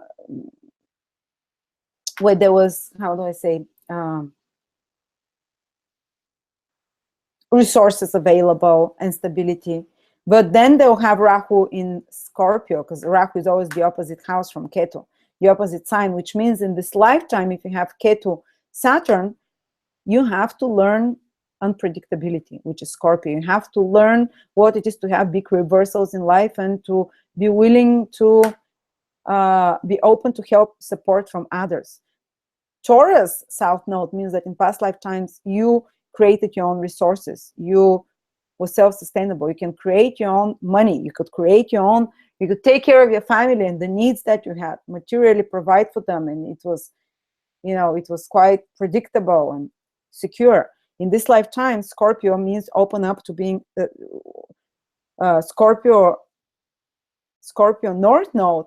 If you have Ketu, if you have the South Node in Taurus, you'd have the North Node in Scorpio, which means in this lifetime, you have to learn what it is to go through big reversals, vicissitudes, what it means to have big transformations in life when things are not always predictable.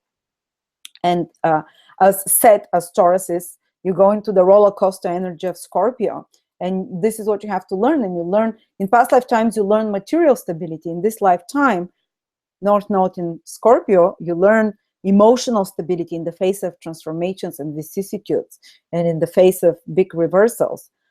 And also you have to be open, and you can benefit more in this lifetime by embracing other people's resources, by embracing help from other people, rather than trying to make everything for another, because you are very resourceful in past lifetimes and you always know how to do things better on your own. Now you have to be willing to receive support from others. What happens if it's the other way around? North Node in Taurus. Well, it means that in a past lifetime, Ketu was in Scorpio, so you had a lifetime of a lot of crises, vicissitudes, sudden reversals, dealing with trauma, maybe with more unpredictable events. And also you have to rely on support from others in some way to use their resources. So maybe you are involved in some crisis situation, careers, or you had to be involved with other people's resources and to rely on other people's resources. But in this lifetime, if the North Node is in Taurus, you have to develop your own resources, your own resourcefulness. You're here to create tangible, stable, lasting structures in this lifetime. You're here to learn to have more predictable life, to generate resources, to work with natural resources, with money. So don't run away from resources and money. Don't try to be too spiritual. I don't need money and stuff like that. If you have the North Node in Taurus, you do need that. This is what will help you grow the most, and this is what will help you have most forward move, whatever the North Node. If it's in Taurus, you have to learn to rely on yourself. You have to learn to generate your own resources, your own material, to create more stability, to create things of tangible, lasting value, and to move away from the turbulence of life, which is the 8th house. Don't expect that in this lifetime, the older you get, with the North Node in Taurus, the more stable things can become.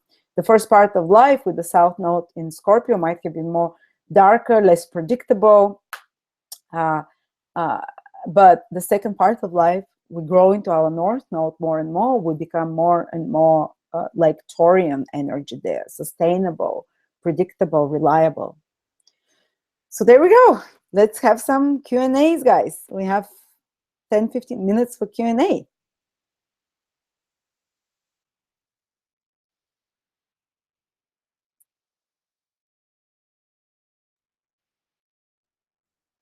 Karen says, I heard that the moon is also your relationship to yourself, how you see yourself.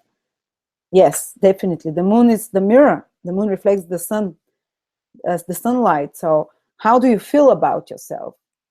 How do you feel good about yourself? This is the moon. So someone is asking what the moon, that also the moon means how you see yourself, how you feel yourself. Exactly. Okay, guys, I'm looking for your questions here. If you have any.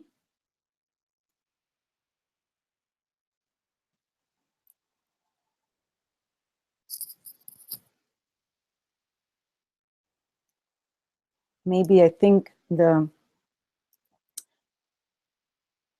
you speak to how to handle the difference between the house systems, especially the difference between whole sign and Placidus?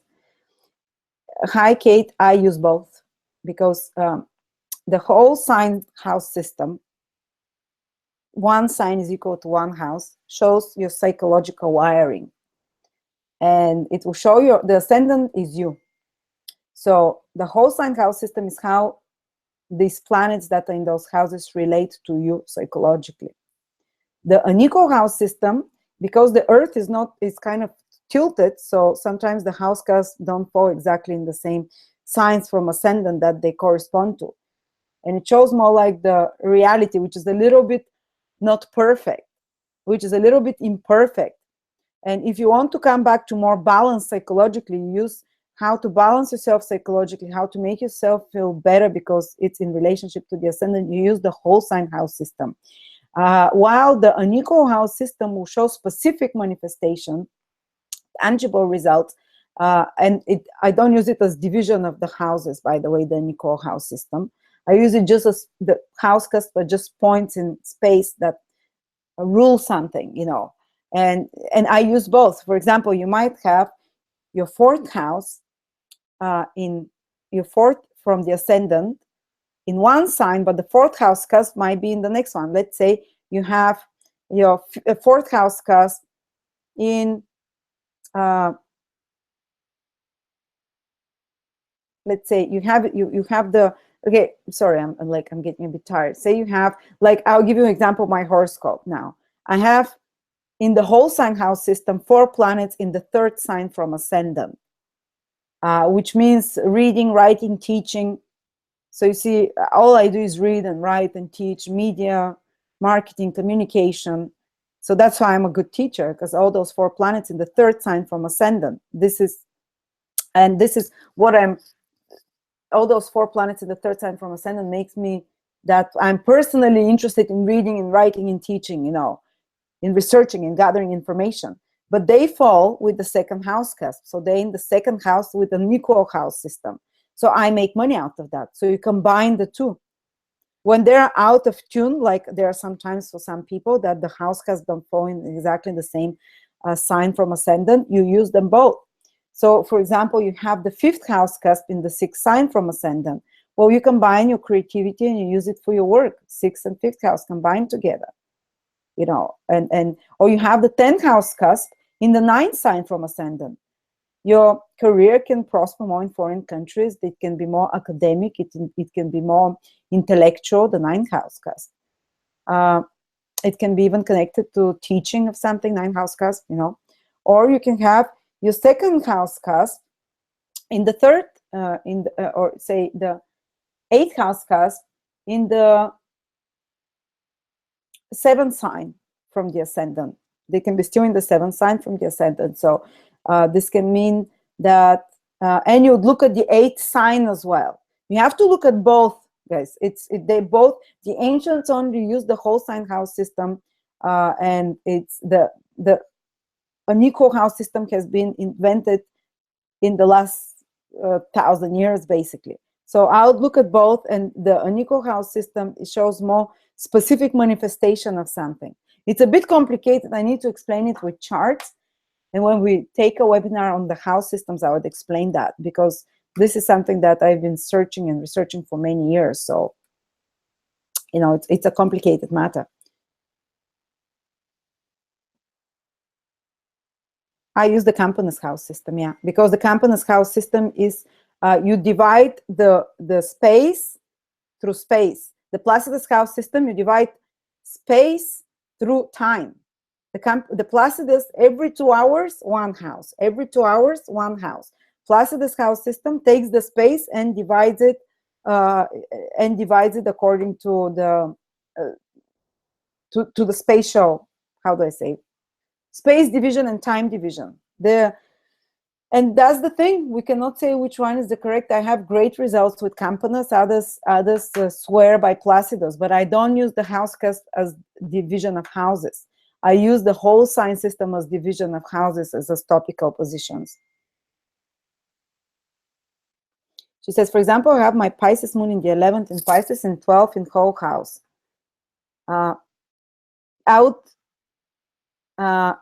Is it with, I would only consider it in the 11th if it's the 11th house cusp is in the same sign, because the ancients, they looked at one sign, anything that is in that sign is like a conjunction. So if you have the 11th house cusp in Pisces as well, plus the 12th, I would consider that the moon affects both the 11th and the 12th house cusp. But from the whole sign house system, it's definitely in the 12th house. But I would consider, and if the house cusp of the moon starts in Aquarius, according to Placidus, for me, this moon will still be in the 12th house. But I've worked with both, and both manifest. And I know it sounds complicated, and I know it cannot be true for both, but this moon will play out both as a 12th house and both as the 11th house. Okay. Lara, what is your thoughts on prenatal eclipse influence? I don't know. I haven't studied that. This is ancient astrology. It's called the syzygy. The syzygy, I think it's called, the prenatal eclipse or the prenatal moon influence. I really don't know much about it.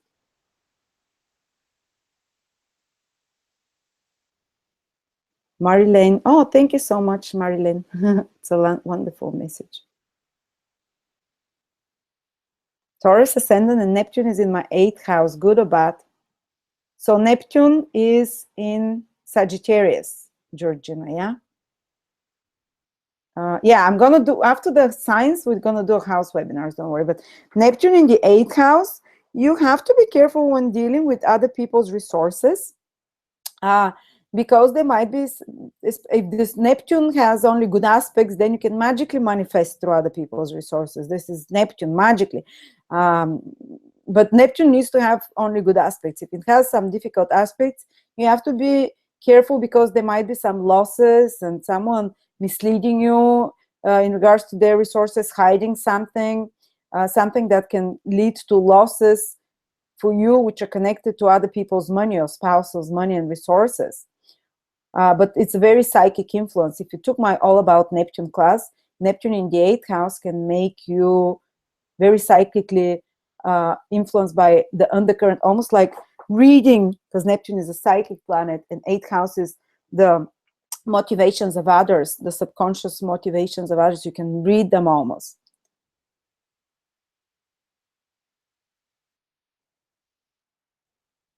Okay. More questions?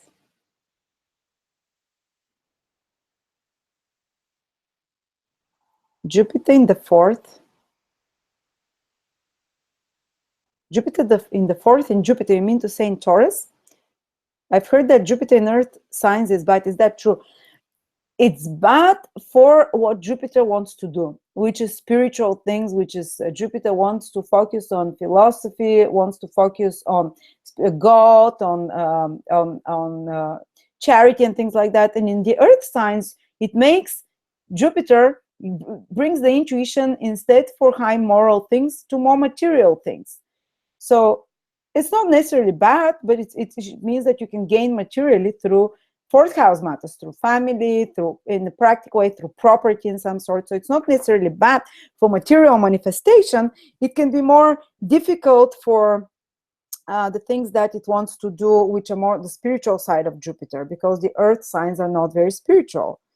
And because Taurus is a sensual sign, that's why Jupiter is considered weak in Taurus, because it takes its high-minded ideals away from the spiritual realms and from the high mind, and the ideals, and brings it to more tangible material spheres.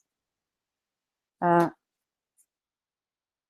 some point, the house, because there are points in sky. This is I will do it in the house webinar, Kate. It's I need at least an hour or 2 hours to demonstrate how it works.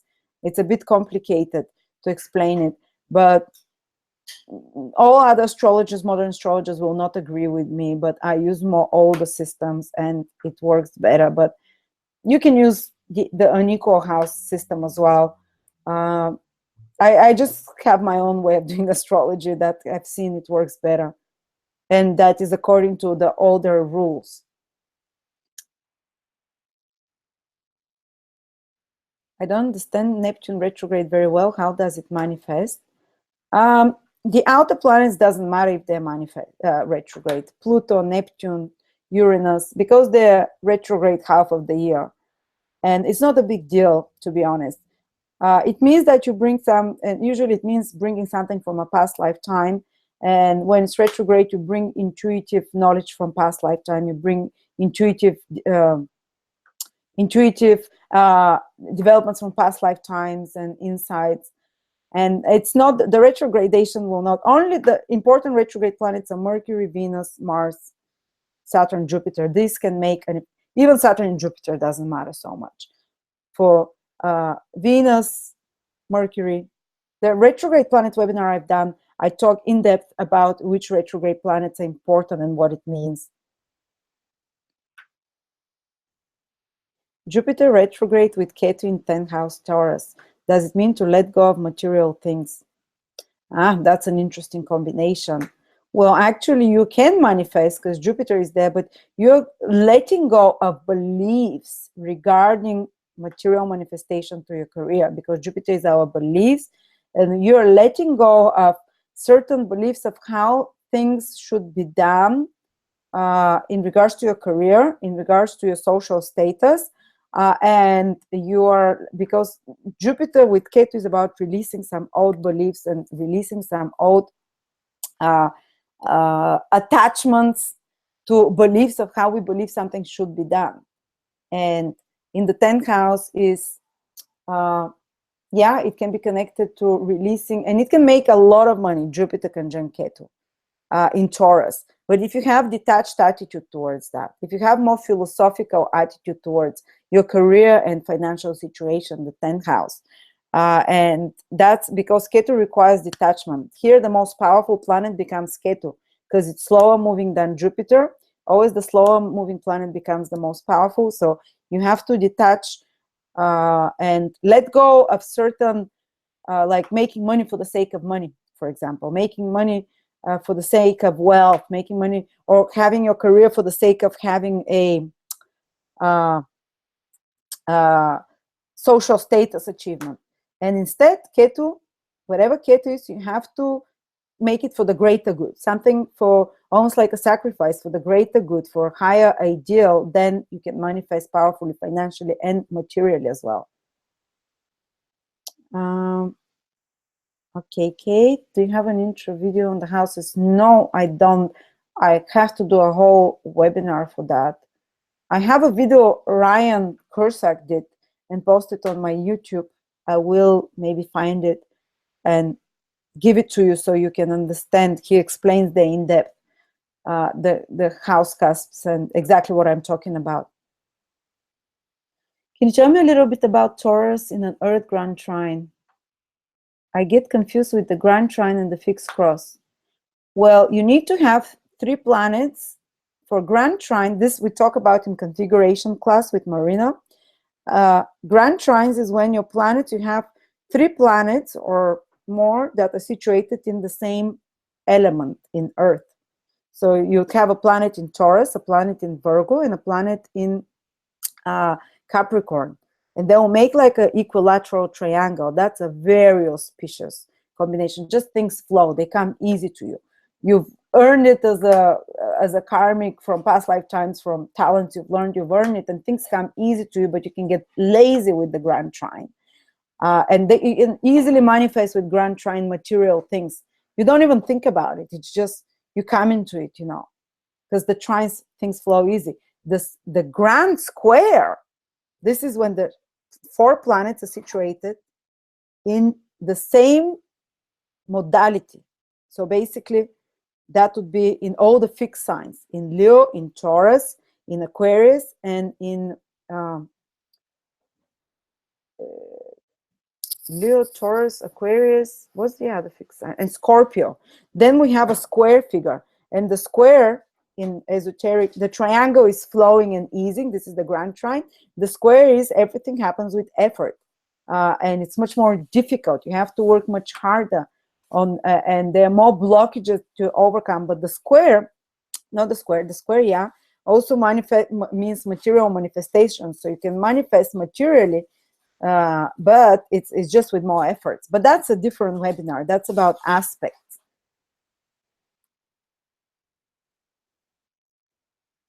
Okay.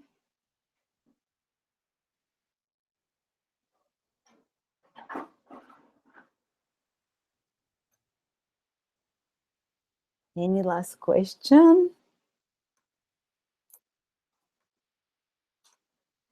Well, guys, if you have further questions, you know the link to our website, our group on Facebook. It's Secrets of the 12 Zodiac Signs. Marina answers, so I answer. You can write to me there. I'll let you go and enjoy your Sunday. It's 3:30. I'm going to go cuddle my baby and gain a sense of stability through my family, because Taurus is in my 4th house. My sense of security and stability, which is what Taurus is in my 4th house from my family. So thank you so much, and get at my pleasures from my family. Thank you so much, everyone. I hope you enjoyed that, and hope you join me for Gemini webinar when we talk what it means to have Gemini in different houses, planets in Gemini, all about Gemini, and the secrets of the meta zodiac from Gemini, why Gemini is Gemini-like. So thank you so much, and have a great weekend ahead. I'll see you in 2 weeks.